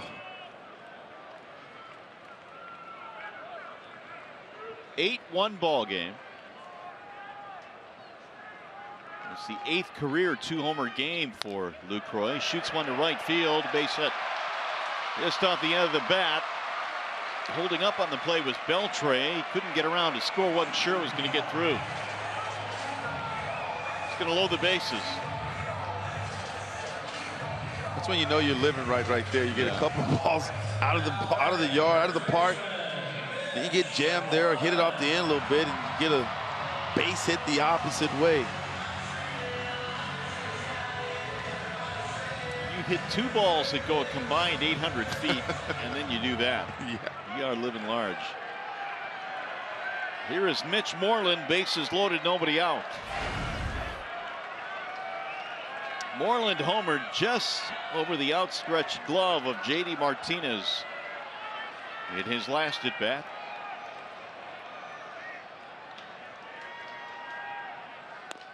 Ball 1. Rangers now have an even 10 hits in this game. They have knocked Sanchez out of the game here in the 5th. Moneyball departed after 86 pitches tonight.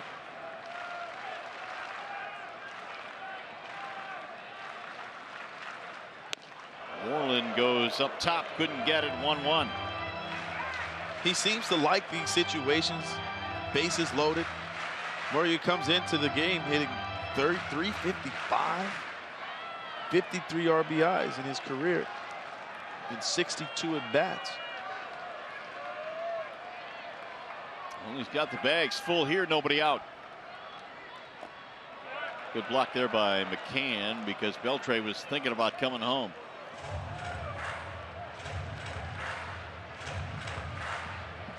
Suppold is a native of Perth in Western Australia. He is 29 years old.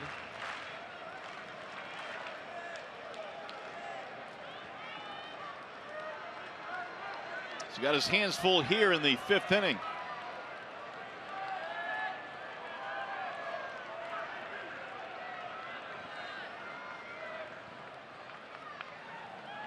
Moreland swings ground ball to first. Miggy will come home with it, and they'll get the force there. That's the first out of the inning. 1 gone with the bases still loaded. Hey, by the way, get a ticket to see the Tigers take on the Boston Red Sox August 19th, 7:10 p.m. start, plus a 16-ounce Miller Lite for as low as $19 It's the Friday night party package. Visit Tigers.com or call 866-66-TIGER. Most Sox coming in on the next homestand, which, by the way, will start on Monday. Red Sox will follow the Royals, who are coming in first.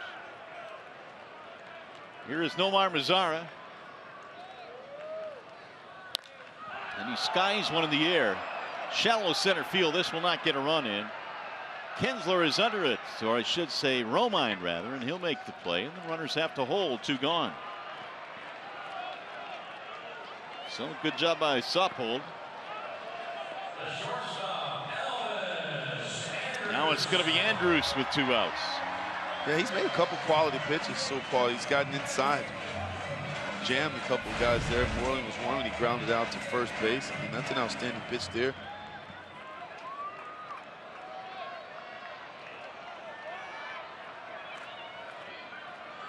Andrus fly out pop up.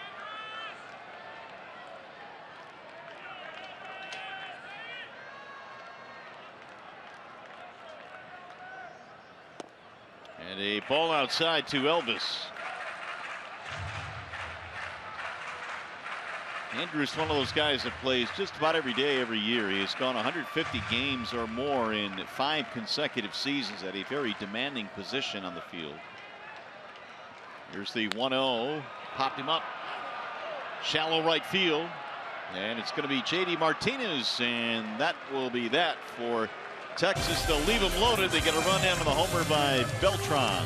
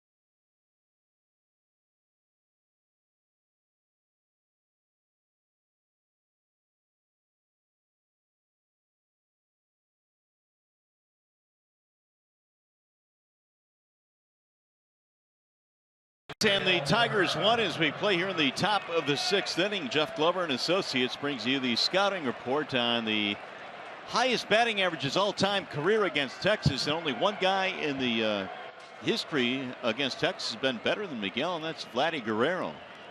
391 for Miguel against these Rangers, and he'll get things started here in the 6th. Cabrera single in a line out, hit the ball hard his last time up, but straight at the left fielder Mazara. Meanwhile, Yu Darvish had a 1-2-3 fifth, which really helped his pitch count because it was elevated after 4 innings. Cabrera, Martinez for the Tigers here in the 6th.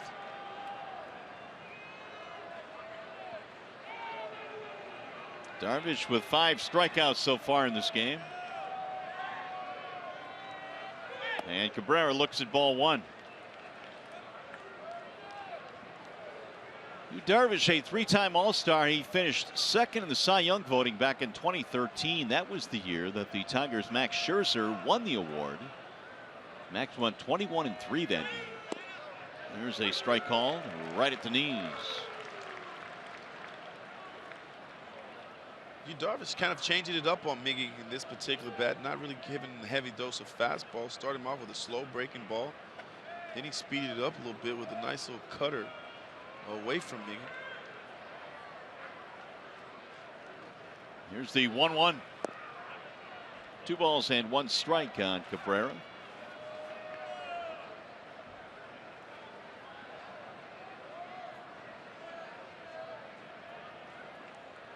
Darvish, over his 7-year career in Japan, was probably as dominant as anybody has been there. He was 93 and 38 before coming stateside. And Cabrera flies this one in the air right. It's playable. Chu is under it. 1 gone. 7 straight retired by Darvish. We'll bring in Victor Martinez. I'm sure, Simo, you've been in these spots many times in your playing days. I mean, you come into this ballpark, you're taking on a team that you know can hit pretty good. And you're down 8-1 in the first game of the series. I mean, you really have to dig deep to kind of keep playing this game. You really do. But they're professionals. They know exactly what they're supposed to do, and they have to fight 9 hard innings. The old Jim Leland right there. 9 full hard innings. There's a strike called on Victor. And the Tigers have showed there's no quit in this team. We've watched them all season long. They continue to battle, give quality at bats. And tonight will be no different. Well, Victor has had a tough time picking up Darvish. He is 0 for 2 against him, a couple of punch-outs. And Victor, not one of those guys that strikes out a whole lot, although those numbers have been elevated a little bit this year compared to previous seasons. Victor has always been one of the toughest strikeouts in the American League. And he'll shoot that one foul back out of play. 1-2. Here's our high-speed pitch brought to you by Xfinity. Fastball, high of 96. The low of 66 from Darvish. A little slow curveball. That ethos. Yep, there it pitch is. that we were talking about. Also known as Craig Monroe on the softball diamond. Here's the 1-2 coming home.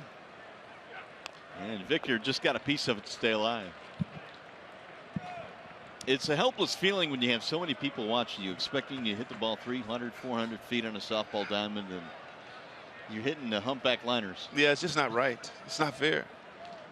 He's hitting a lot of line drives. They were laughing. I continue to try them. Like, give me one more. Just one more. Stop it, Craig. Enough's enough. Lucroy flashing signs. 1-2 the count on Victor Martinez. Little nubber hit slowly towards second base. Andrews going to have to come over and make the play. Odor was not going to get there. That's a nice play by Elvis. That'll be a 6-3 ground out, 2 away. Yeah, great recognition there by Elvis Andrews. He knew Odor didn't have a chance to make that play. He comes across from shortstop and just makes the play. Smooth, quick hands. 2 gone now for JD. Martinez on base twice, single and a walk. So Darvish now about to throw his 90th pitch, and we're in the 6th inning. And JD looks at a ball low. Rangers have out hit the Tigers tonight 10-3. Hard sometimes to figure out this Tigers offense. They played 2 games in Seattle in which they struggled to get base runners and score runs. And they had that middle game in which they had 16 hits. There's the ball low. Well, for me tonight, Yu Darvish has a lot to do with it. I think Yu Darvish done an outstanding job of using that 2-seam fastball on the inside part of the plate the first couple of times through the lineup, Mario. And now, all of a sudden, he's went to that breaking ball, now going down and away from Tiger hitters. Popped him up.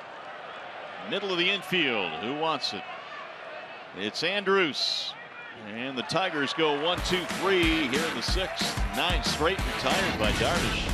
Tigers baseball tonight presented by Bell Tire.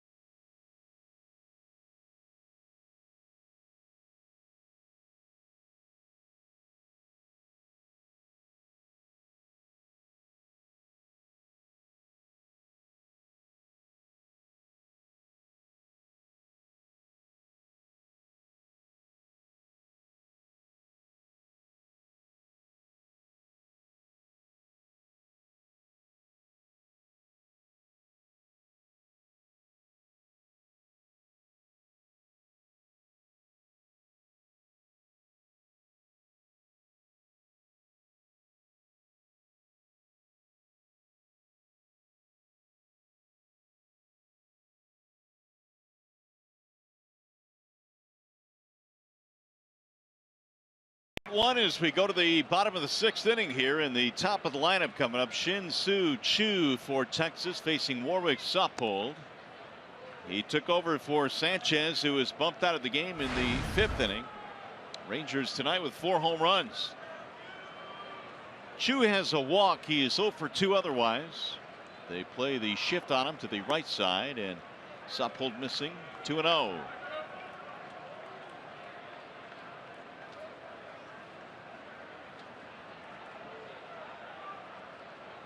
Choo came in batting .261. He's got 7 homers. And it's driven right into that shift, but right by Kinsler. That'll be a leadoff single. Check in with John Keating now. He's got more on the next hitter, Ian Desmond. Well, he's a great story, Mario. He turned down a qualifying offer after a rather tough year with the Washington Nationals for a bunch of money, and then sort of bet on himself to come here to Texas and shift from the shortstop position to center field. He told me earlier today he wasn't even sure how it was going to go, and he said in the beginning, in spring training, there were lots and lots of rocky moments, but he's turned out to be a big pickup for this Texas Rangers team as he makes the transition to a completely foreign position. Yeah, I would say so, Keats. I mean, he's had 71 RBIs this year, Simo, and it's pretty amazing about how a guy can change. I know these guys are big league athletes and they're big league players, but when you're going from short to the outfield, that's a pretty dramatic change. I believe so. And like I said, you got to give him a lot of credit. He's very athletic, but the ability to go out to center field, moving from shortstop to go to center field, and it's a whole different, there's different angles. The ball, obviously, in the infield gets on you extremely quick. In the outfield, it can be a little slow at times. Desmond looks at the ball outside. Let me ask you this. Is it easier to go to center field as opposed to maybe one of the corner outfield positions? Absolutely. I believe that it's when you're in center field, if you look at it, you have the best view. Right. You see the ball the best. You see the angles of the bat. You can start to cheat either way if you're going opposite field or to the pull side because you see the pitch behind the pitcher. Always enjoyed playing center field, and I know I played a lot of my time in left field here in the Tigers uniform, but the first couple of years I played center field, and I always felt like I got better jumps in center field because I could cheat a little bit. I could watch Ian Desmond swing, and if the ball was away, I knew in order for him to hammer that pitch and hit it hard, he would have to hit it towards right center. If the ball was inside, you could tell that the guy had to get the bat head out in front, and you could start to cheat to left center. Here's the 2-2 swing and a miss. He chased. He'll throw back down to first. One gone. Desmond is retired. Saupold going up high. Designated hitter, Carlos Beltran. There's where with that high fastball, that hot cheese. Just looks so inviting. It does. Guys can't lay off of it. Look at the snap throw by McKen. Not in time. But I like the thought process there. Here is Beltran with 1 on, 1 out. He'll drive that one foul back out of play. Where you're going back to the center field position, I picked Jim Edmonds' brain in spring training. We got an opportunity to play him, and he simply told me, see, you don't have to be fast to play center field. You just have to be smart. You have to know where to position yourself. You have to read bat angles, and that's one of the things that I talk about to young outfielders is you don't have to be fast to play the outfielder, play center field. You just have to be efficient, take good routes, understand where to play the batter. And that's one of the things that I owe to Jim Edmonds for giving me that advice. 1-1 on Beltran. He'll look at a ball outside. Let me ask you this. As a center fielder, can you cheat by telling where the catcher is setting up? Or is that too far? Oh, no, it's not too far. You can tell when the catcher moves on the inside. It's something that you want to look for. You want to look and see where the catcher sets up. If he sets up away, I might take a step towards left field. If he sets up in, I'll take a step to the right side. Foul back out of play. But obviously, I've done my homework, and these guys do an outstanding job of that with Dave Clark. They do their homework. They know where they're supposed to play, so to speak, because they have the scouting reports, and they'll say Carlos Beltran's a guy that uses the whole field, so you have to stay straight up. There's some guys that are pull hitters, and you'll play them to the pull side. Saupold with the 2-2. It's high, and that time the wily Beltran would not chase the elevated pitch. Full count, 3-2. 8-1 Rangers lead. We're in the bottom of the 6th in a ball game that was delayed by 2 hours and 42 minutes because of rain tonight. Little chopper back up the middle on the charge. Romine. He'll flip back to second, and they'll get the force there. 2 gone. Nice play. Here's our Comerica Bank game summary tonight. A lot of the damage done early by the Rangers, and most of it done via the home run. 7 of their runs on 4 homers tonight. Jonathan Lucroy having another big day in a Rangers uniform. A couple of homers, 5 RBIs, and, well, Yu Darvish has done the rest. Here's Beltran now with 2 outs.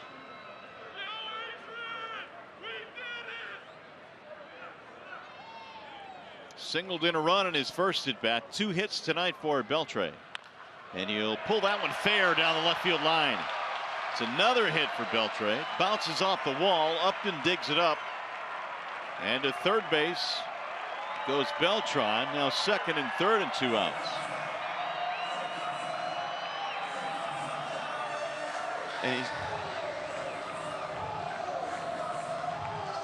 it's another hit for the Rangers. nice piece of hitting here, too. Jumping all over that fastball right down the line. But take a look at the front step right there, guys.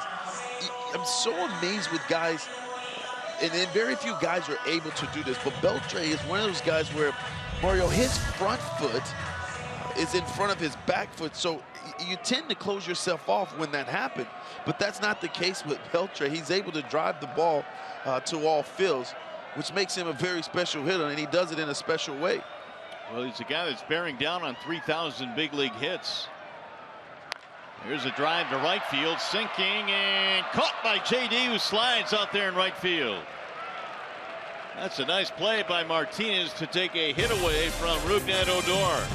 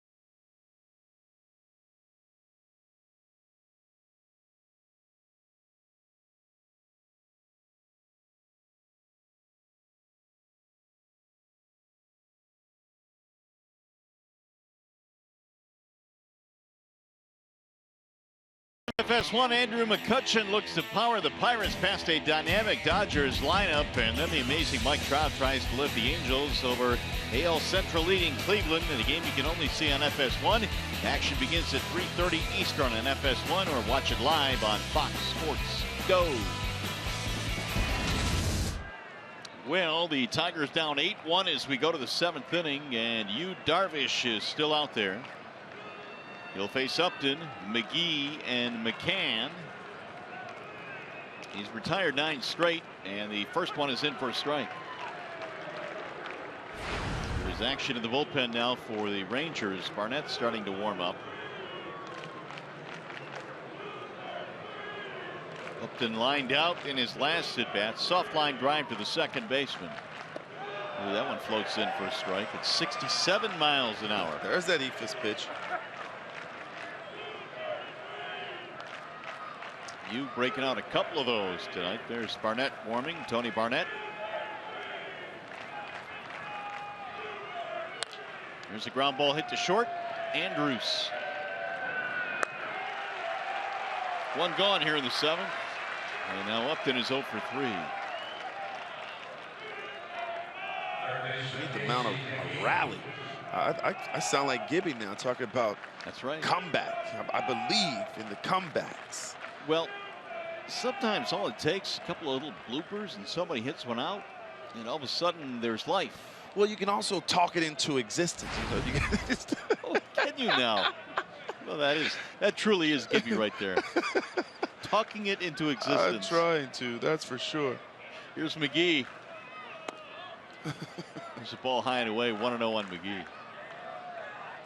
So Darvish has retired 10 straight now. McGee is 0 for 2 in this one. Bouncing ball left side, deep in the hole. Andrus. He throws it away. He airmailed that thing into the seats. And McGee will take second base. Looked like a routine play other than the fact that he had to go to the hole, but he had plenty of time. Yeah, I think he took a little bit too long. Patted it a couple times. Take a look at the play. He gets over there, cuts it off, pats it. He just airmails it over the first baseman, Mitch Moreland.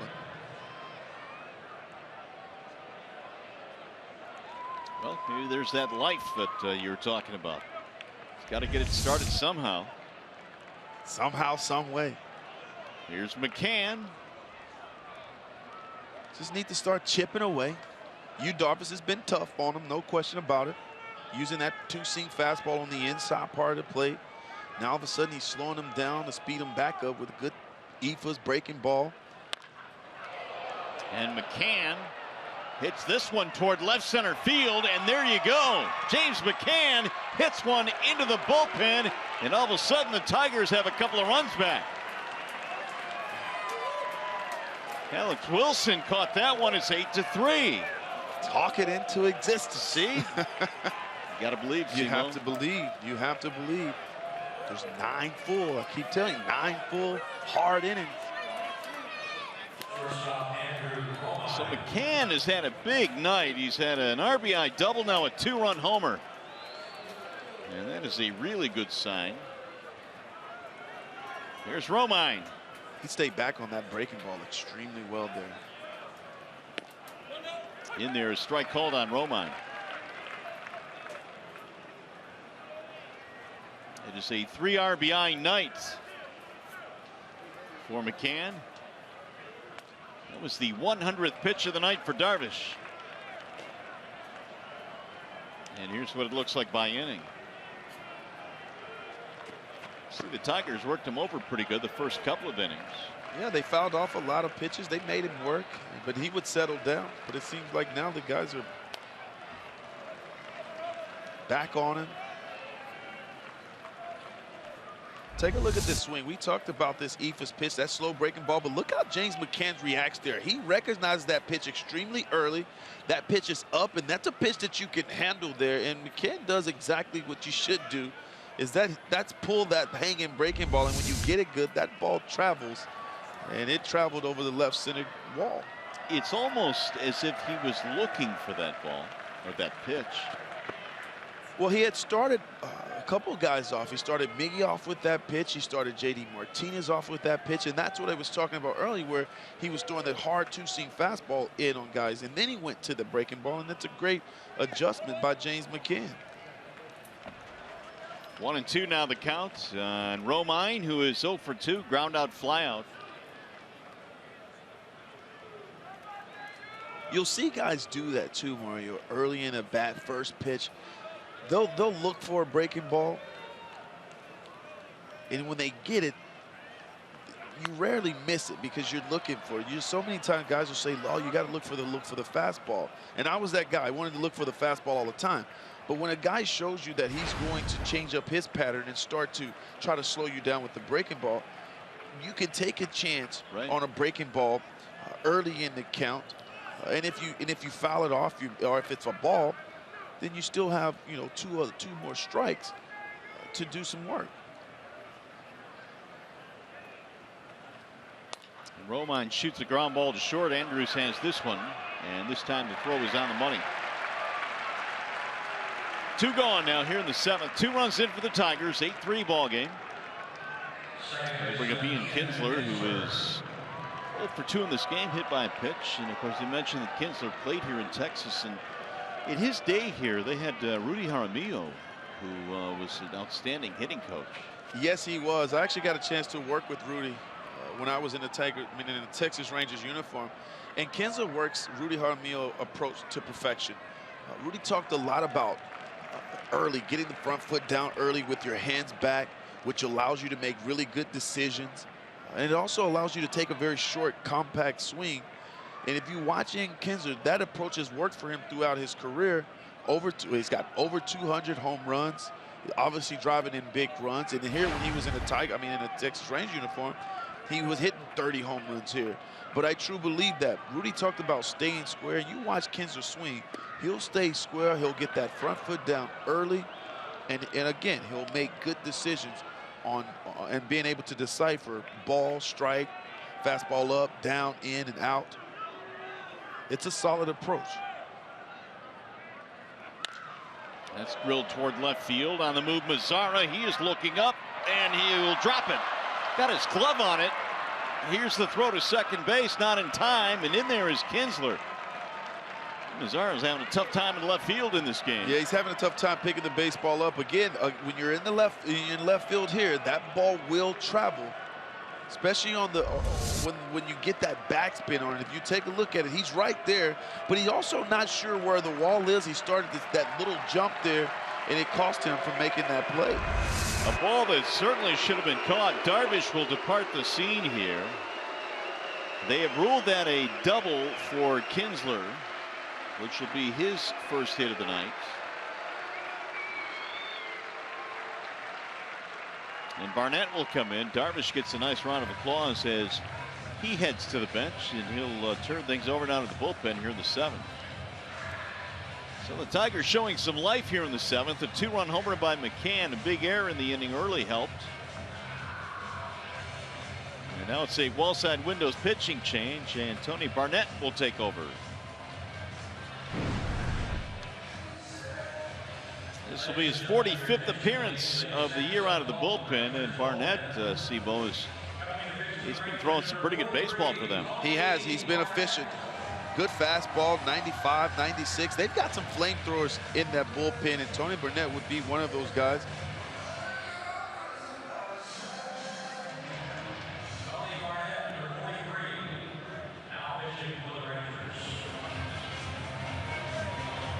By the way, follow Tigers Baseball live with the MLB.com at Bat app. Stay up to the moment at any moment of game day. Live game video highlights, StatCast news, and more. Download MLB.com at Bat, the #1 app for live baseball on your phone or tablet. Barnett's got a pretty good streak going right now. 17 1/3 scoreless innings over his last 13 games. That is the second longest current streak in the majors, behind Zach Britton of the Orioles, and he's been dominant this year.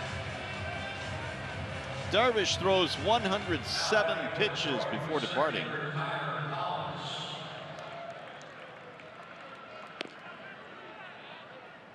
Tyler Collins will stroll in. And now you're a base hit away here from getting Cabrera up there with 2 outs here in the 7th. Collins is 0 for 3 in this game.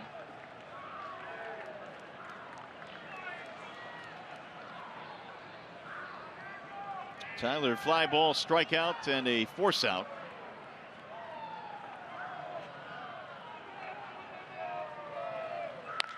Swinging a high fly ball to right field. That ball is hit well, way back to right, and that ball is going to go. It is out of here for Tyler Collins, and the Tigers are right back in this game. The first pitch he sees from Barnett is a 2-run shot.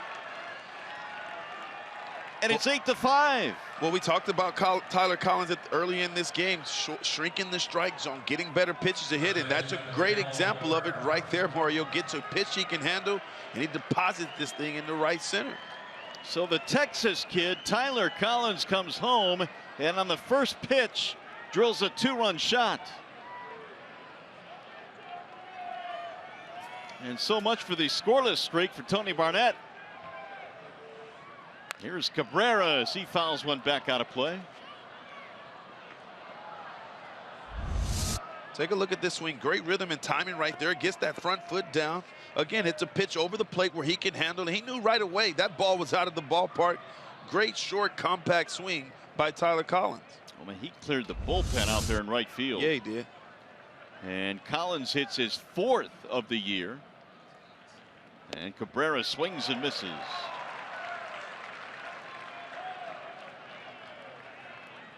Positive thinking, Simo. Positive thinking. Positive thinking. It's worked here in the 7th. Talk it into existence, Mario. Keone Kela now starting to warm up in the Rangers pen. And here's the 0-2, and it's driven in the air to center field. That ball is hit well. On the move is Desmond, still going, can't get it. It's up against the wall. Cabrera going to second, and he is in with a double. Well, better late than never. The Tigers bats coming alive here in the 7th.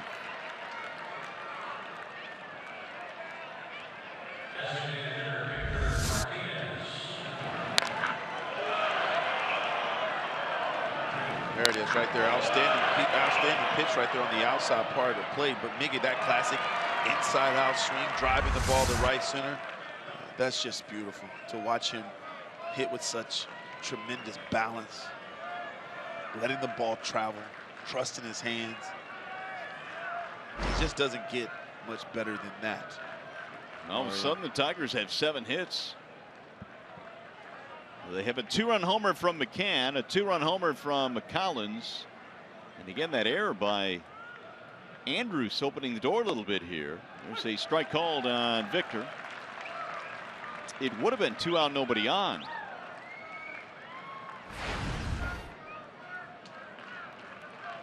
And that one play seemingly has given the Tigers some life.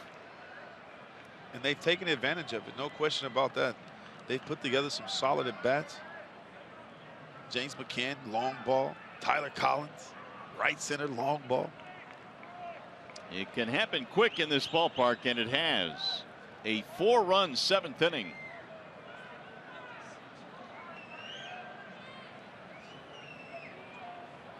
There is Kela, the right-hander, warming up. Tigers have some action as well in their bullpen. Barnett has given up a homer and a double. No lead is safe, Mario, with both of these teams. Both of these offenses are potent. They're very potent 1 through 9. Seems like we might have ourselves a slugfest tonight.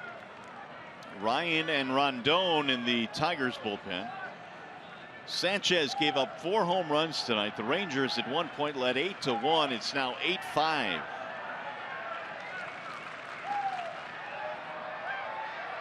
Here's the 1-1. And Victor looks at a ball outside, 2-1. We know this, Martinez will make you work. Although he is fanned twice in this game tonight against Darvish.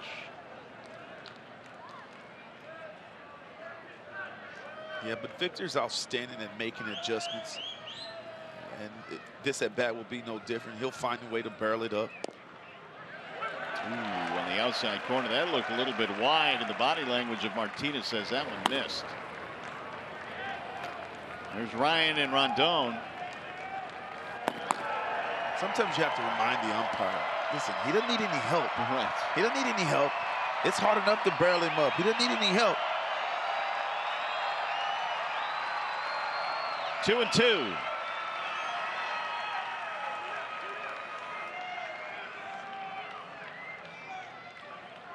Swing and a foul tip, and just got a piece of it. Boy, Victor, fortunate to stay alive there. Just goes to show you how tough it is to strike Victor Martinez out. That ball, Mario's on almost in the right-hander's batter's box, but yet and still, he still finds a way to get a piece of it. Martinez trying to drive home Cabrera. It is suddenly a 3-run game.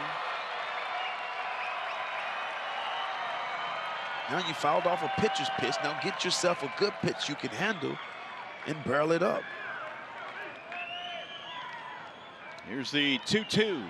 Swing and a miss. He struck him out. Boy, Victor strikes out for the 3rd time in the ball game. However, the Tigers have life. It's a brand new game now. Pair of 2-run shots. McCann followed by Collins. Suddenly it's 8-5.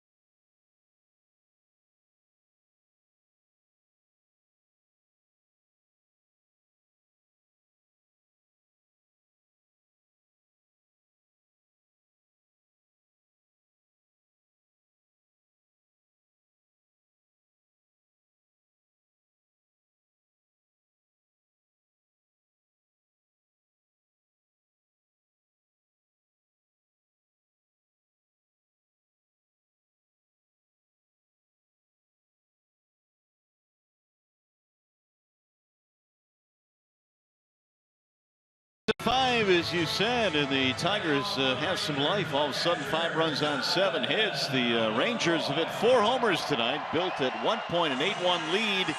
That has almost disappeared, and now we'll see what the Rangers can do here in the bottom of the 7th.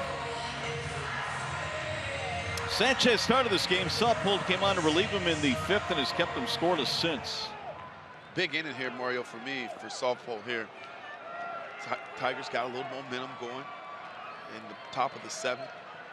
So important to go out and get 3 up, 3 down, and get them back in the dugout and see if they can't score some more runs. Here's a high drive in the air to left field.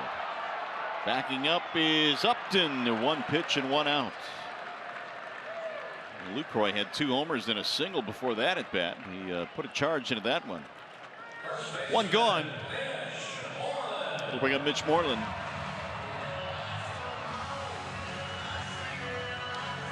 Moreland homered in the 3rd, a solo shot to right field. There is Jeffress warming up in the bullpen for the Rangers. Another trading deadline acquisition. Infield playing the shift against Moreland, who looks at a strike. 0-1.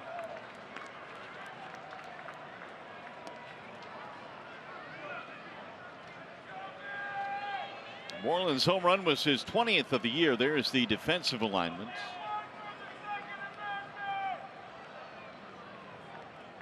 Here's the 0-1 pitch. It is outside, and the count goes to 1 ball, 1 strike.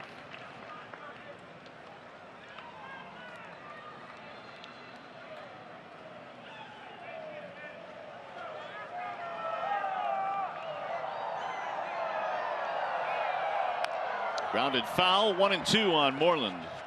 He'll be fouled by Mazara as Sappold faces the bottom part of the Rangers lineup here in the 7th.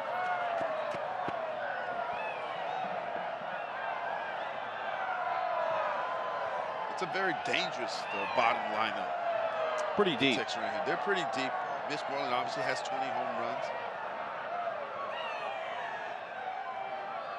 Now the 1-2. Fouled straight back. Partner, I thought that was coming in here for us. I was ready to make that play. Yeah, I was looking at it going, should I move? Because it appears to be coming our way. But then I was able to judge the fact that it wasn't going to make it. I love how cool you were there, though. You didn't panic. You just kind of just let that happen. Stick around. The 1-2 is off the plate, 2-2. I could panic with the best of them on foul balls. You could have fooled me. You were locked in right there. 2-2 the count on Mitch Moreland.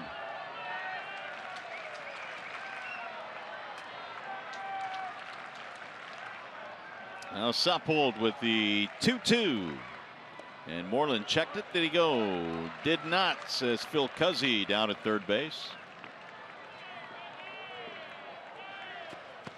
Well, the Rangers swept the Tigers at Comerica in May. They've won 8 of the last 9 between these 2 teams. They were leading comfortably tonight, 8-1, but the Tigers bats came alive with 2 homers in the 7th.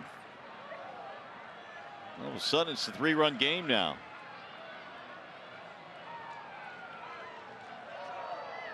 Moreland fouls it away. He's been very consistent here in the month of August. 31 at bats. He's hitting .323. 3 RBIs, a couple home runs. Gotta love those guys that probably the toughest month to play. When you get into August, you're kind of worn down. The weather's really hot. And those guys that can grind through and put up the good numbers in August. Now Sappold again. And he got him, strike 3. Moreland called out on strikes.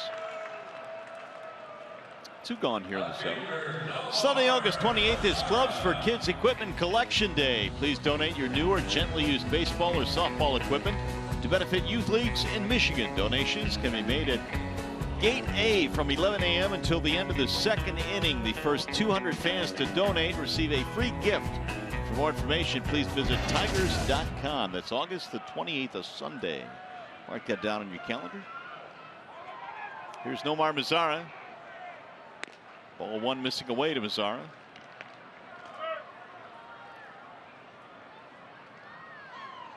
He'll give up the entire 3rd base line for Mazara. Is swung around to the right side.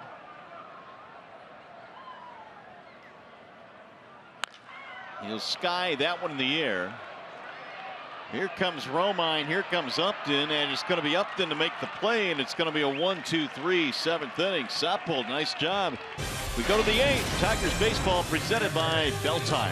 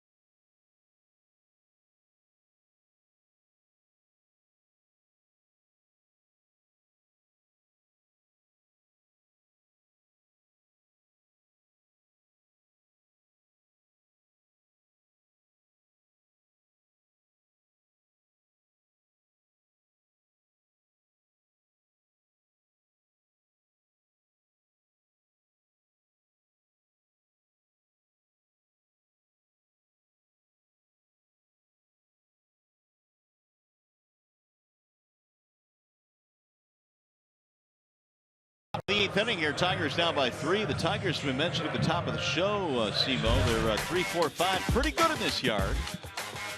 Yes, they are. Look at Miguel Cabrera's batting average here. 378 average, 21 extra base hit guys, and the big fella, 37 RBIs. JD Martinez, 12 games here at Globe Life, 8 extra base hits. 3 of those hits are home runs with 10 RBIs. And it's going to be JD Martinez to get it started here in the top of the 8th inning. 3-run game. And Jeremy Jeffress will take over now for the Rangers. Tigers got to Barnett in the 7th inning. Now Jeffress here in the 8th. Right-hander came over at the deadline. Was with Milwaukee, where he converted 27 of 28 saves. And a strike called on JD Martinez. 8th inning is underway.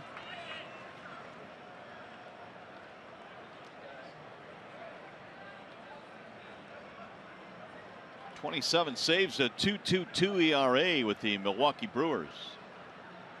And JD tried to hold up, did he? He did. 1 ball, 1 strike.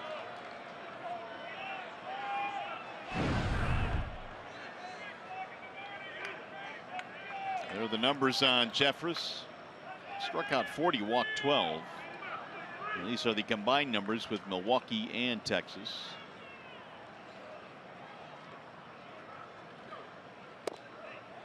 Little low. 2 balls, 1 strike.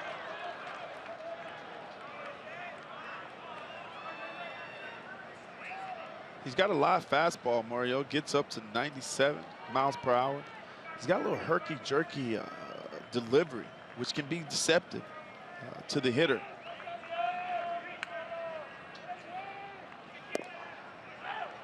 That'll miss inside. 95 miles an hour. Now 3-1 on JD Martinez. Jeffress originally was a first-round pick of Milwaukee, and then he went to Kansas City in the Zach Greinke deal. Along with Lorenzo Cain, Alcides Escobar. Went to Toronto for a spell, then back with Milwaukee and became their closer. And he has walked the leadoff man here in the 8th inning. It's the 3rd time that JD has reached. That'll bring up Justin Upton.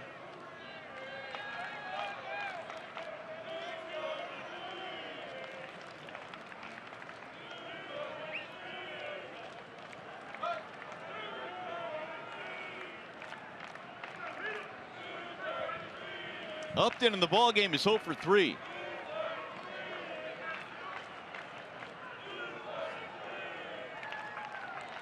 And Jay Up looks at a strike, 0-1, right at the bottom of the strike zone. That one at 96.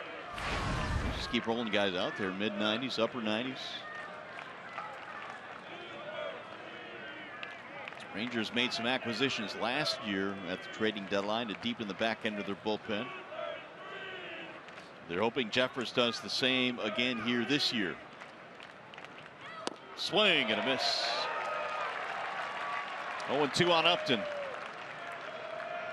When I watch the games now, Mario, that for me is the biggest difference than when I played 80s and 90s. It just seems like everybody that they trot out of the bullpens are 95 or above with a nasty secondary pitch, which makes it very difficult for the hitters at this day and age. Checked it low and in. Pitch just missed the inside corner. 1-2. And it's literally every single bullpen, it seems like. You've got guys like this coming out. Bannister not happy with that call. And he's letting Adam Hammery know his displeasure. 1-2 on Upton.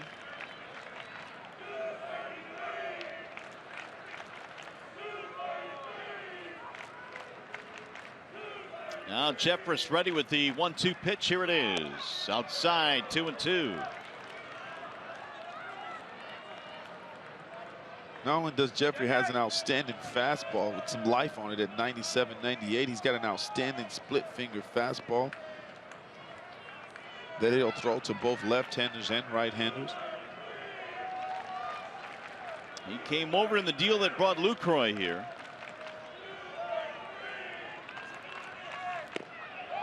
Ooh, that one just missed as well. That was in tight, though, and now the count has gone 3-2. Well, you get Upton on here. The tying run comes to the plate. Bannister was feeling pretty good about this game a couple of innings ago, and now is starting to sweat a little bit. His bullpen has been touched up. Well, you got to like the way the Tigers being patient and working. Yeah, there's a bouncing ball to second. That should be 2. There's 1. Oh, it's dropped at second base. Safe. Everybody is safe. Oh, my goodness. We've talked about how good this Texas infield has been tonight. That is the second key mistake. I think Bannister wants to know if they got the force here. Nice feed here by Odor. And it just looks like Elvis Andrus just, I mean, he just pulling it out of the glove, just drops the baseball. And they're going to want to take a look at this. Murray, I'm not sure if he had it long enough. I don't think he did. I don't. But if you're Bannister here, you got to challenge this. Well, you definitely have to challenge it. So they'll take a look at it. That was a tailor-made double play, and the Rangers are doing their best defensively to keep the Tigers in this game. Andrus with a throwing error led to a 4-run 7th, and now a double play ball is botched at second.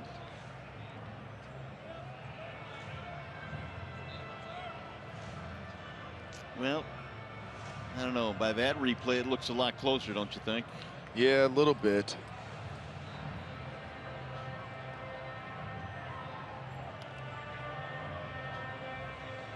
But did he ever prove or show that he had control of the baseball would be the question. Well, what a huge call this will be, because it'll bring the tying run to the plate if everybody is safe here.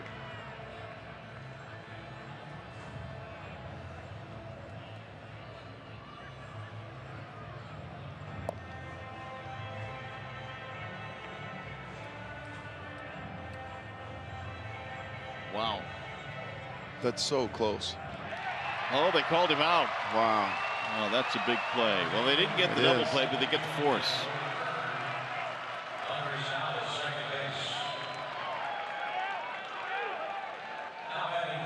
So might have caught a break right there. Yeah, Martinez ruled out. Catch, tag. Ooh, I don't know, this man. Didn't look like he had it secured long enough for me. And I think Brad's thinking the same thing. How'd we lose that one? So now 1-on-1 out. Here's McGee. And it's a strike on the outer edge.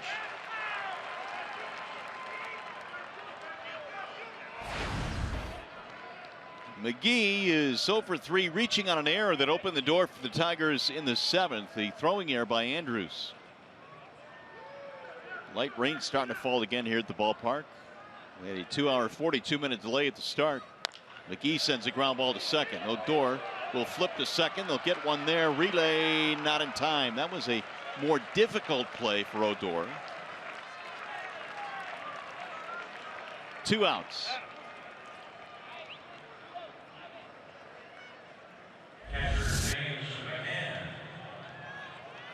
Yeah, it looked like he had to back up there, try to create a bounce, getting the ball to Elvis Andrus, and Casey McGee trotting, picking him up, putting him down, not able to turn the double play. Well, here's McCann, who started the comeback with a 2-run shot in the 7th. 2 outs, runner at first base, 8-5. The Rangers have the lead. McCann's home run was his 9th of the year. And he shoots one right to first on a dive. Moreland makes the play. Stretching out to his left, Mitch Moreland, terrific play to end the inning. No runs, a walk, 1 man left. We'll go to the bottom of the 8th. Here in Texas, the Rangers, after botching one early, get a nice play on the backhand by Moreland.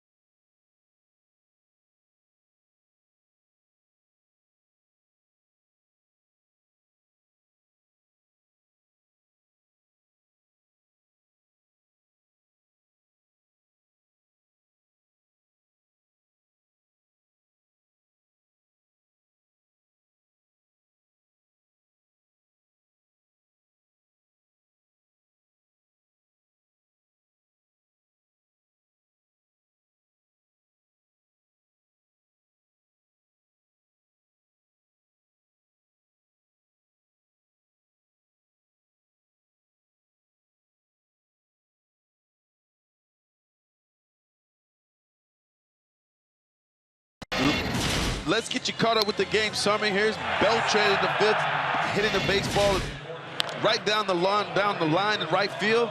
But then James McCann answers with a 2-run home run for himself. And then you have Tyler Collins with his 2-run home run. And now we're going into the bottom of the 8th. It's 8-5 Rangers. And Bruce Rondon will check in now for the Tigers out of the bullpen. And Rondon will face Andrews, Choo, and Desmond. 17th appearance for Bruce. Hard-throwing right-hander deals a strike to the number 9 hitter, Andrews. Rangers have not scored since the home run by Beltran in the 5th. Sopel did nice work tonight and hands things over to Rondon. Bruce fresh off the paternity list. And Andrews didn't like that call, and there's why. That ball seemed to be a little bit inside.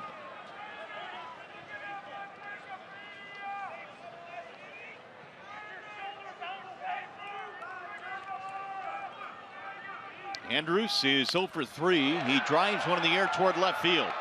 Upton is going back. He's going to have room in front of the warning track to make the catch. One gone.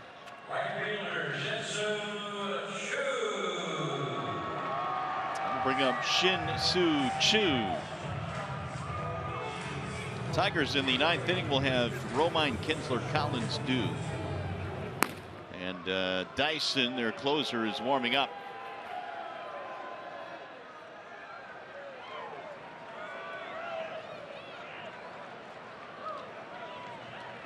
Choo takes the ball inside, 1-0.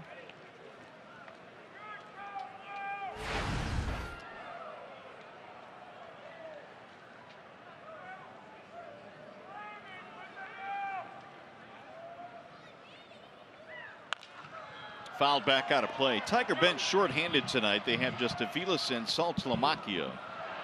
With the injury to Iglesias, he was placed on the disabled list before the start of the ball game. So almost assuredly the Tigers will have another position player here tomorrow. Dixon Machado was taken out of his game at AAA Toledo. He would seem to be the logical choice. There's a ball high and away. 2 balls, 1 strike. That's happened to me a couple times. You get taken out of the game, you all of a sudden start to get real giddy because you know something's happening. Something's going on. Something's going on. Rondon works it home. There's a strike call. 2-2 on Shin-Soo Choo, singled in his last at bat.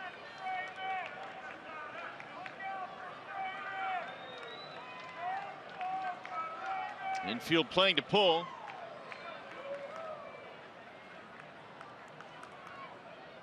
Swing and a miss. Awkward swing there. Rondon a couple of outs quickly here in the 8th. Center fielder Ian Desmond. You don't miss out on your chance to see the 2016 Michigan Sports Hall of Fame induction Friday, September 9th. Be there as sports legends Derek Jeter, Ben Wallace, Brendan Shanahan, and more are officially welcome to the 2016 class. For tickets and more information, visit mshof.org or call 313-576-3111. Desmond takes a strike, 0-1.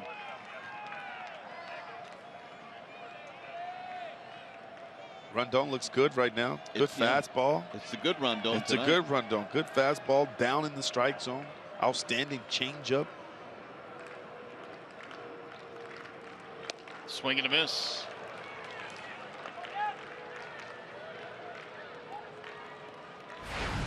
If Bruce finds consistency, he will be a terrific back-end piece in the major leagues. He really will. I mean, he has tremendous stuff. 100-mile-per-hour fastball with a wipeout slider. Bouncing ball back up the middle. Kinsler behind the bag on the backhand. Quick throw is not in time. Desmond beats it out. It'll be his second infield single. See if the Tigers challenge this play.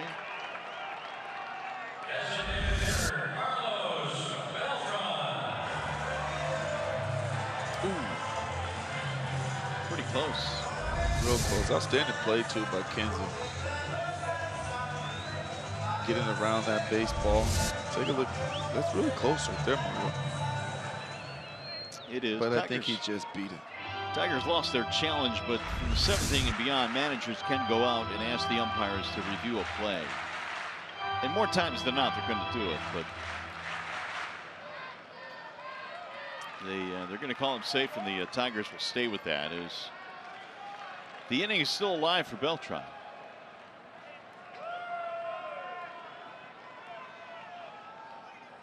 Desmond 17 steals.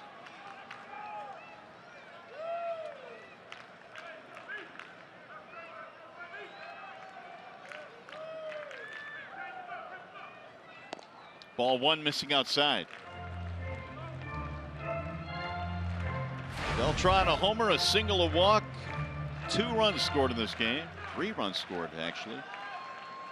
307 batting average. What a year he has had. And this is a guy right now that is 39 years old. Like fine wine.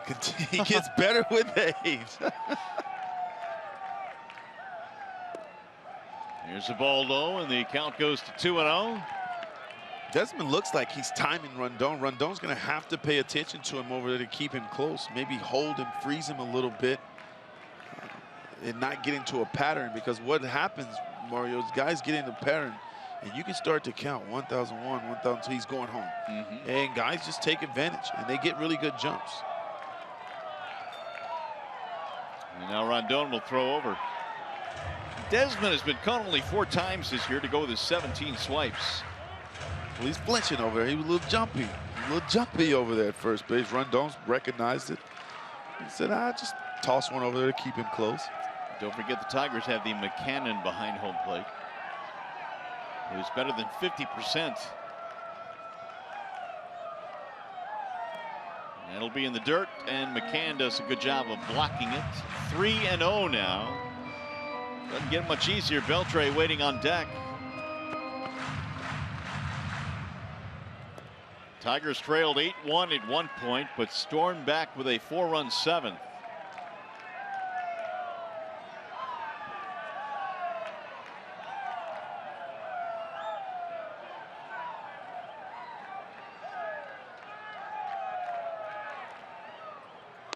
He'll take on 3-0, 3-1. 97-mile-an-hour heater, and not only that, but it's well located. Down in the strike zone where you want it. Just in case Beltran was swinging 3-0.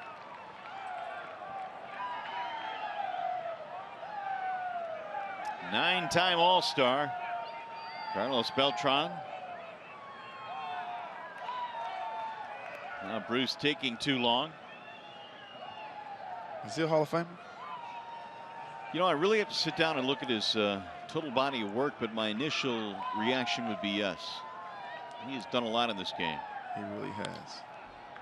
Fouled straight back. I saw you flinch on that one, too. I did flinch a little bit. Dude, I'm telling you, that was in the first deck. It was like the first row of the first deck. It wasn't even close. I flinched a little bit. Better Just a safe little. than sorry. 3-2.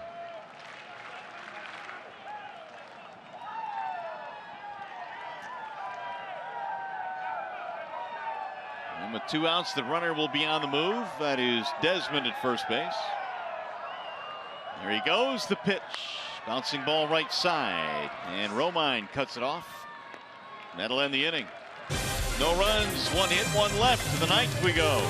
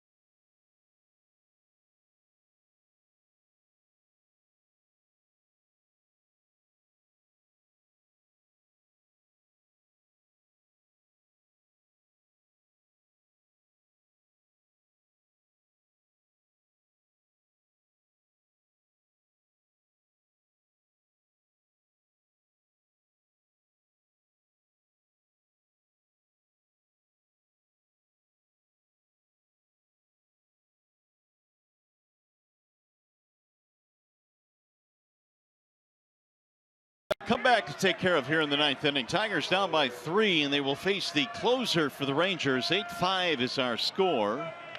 And the right-hander Dyson coming on now to try and close it out for Texas.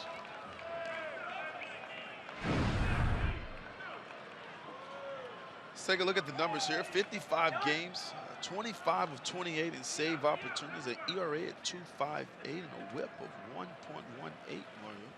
First one is fouled off by Romine. It'll be Romine, Kinsler, Collins due up here in the 9th inning. He's got a fastball at 96 miles per hour. He's got great arm side movement on that particular pitch.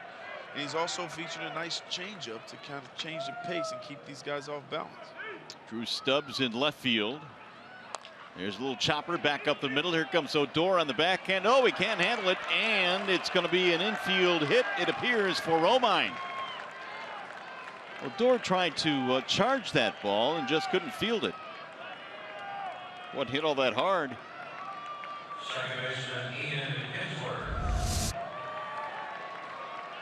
Thought he was going to try and backhand that ball, and then he tried to field it straight on. Well, I think for a second he forgot who was running. Romine had some great speed, and he looked like he wanted to kind of wait on it, and then he decided to come and get it. But it's a little bit too late. It will not be a hit. It'll be an error. E4. The door has been cracked open. Here is Kinsler. Ian tried to hold up. Couldn't do it. 0-1.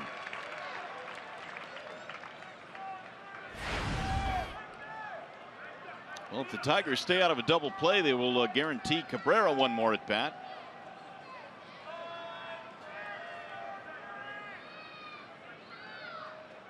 Here's the 0-1. Kinsler swings, ground ball to short. Should be 2. 6, 4, and 3. Hit it hard, but right at him. 2 gone.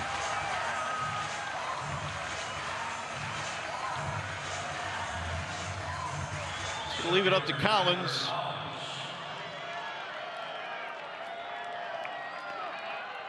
Tigers trying to avoid their 5th consecutive loss.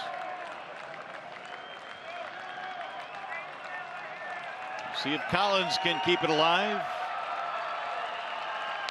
Bouncing ball to second, should do it. Odor has it there, and the Rangers win game 1. In the 9th, no runs, no hits in air, and nobody left. Dyson comes on to get the save, and the Tigers, although they fall tonight, did show a little bit of life late. They did. They absolutely didn't quit. They continued to grind out their at-bats, and unfortunately, they came up short tonight. 31,190 saw it tonight. The Rangers will win game 1 in the series. And your final score tonight, 8-5 Texas. Will be back.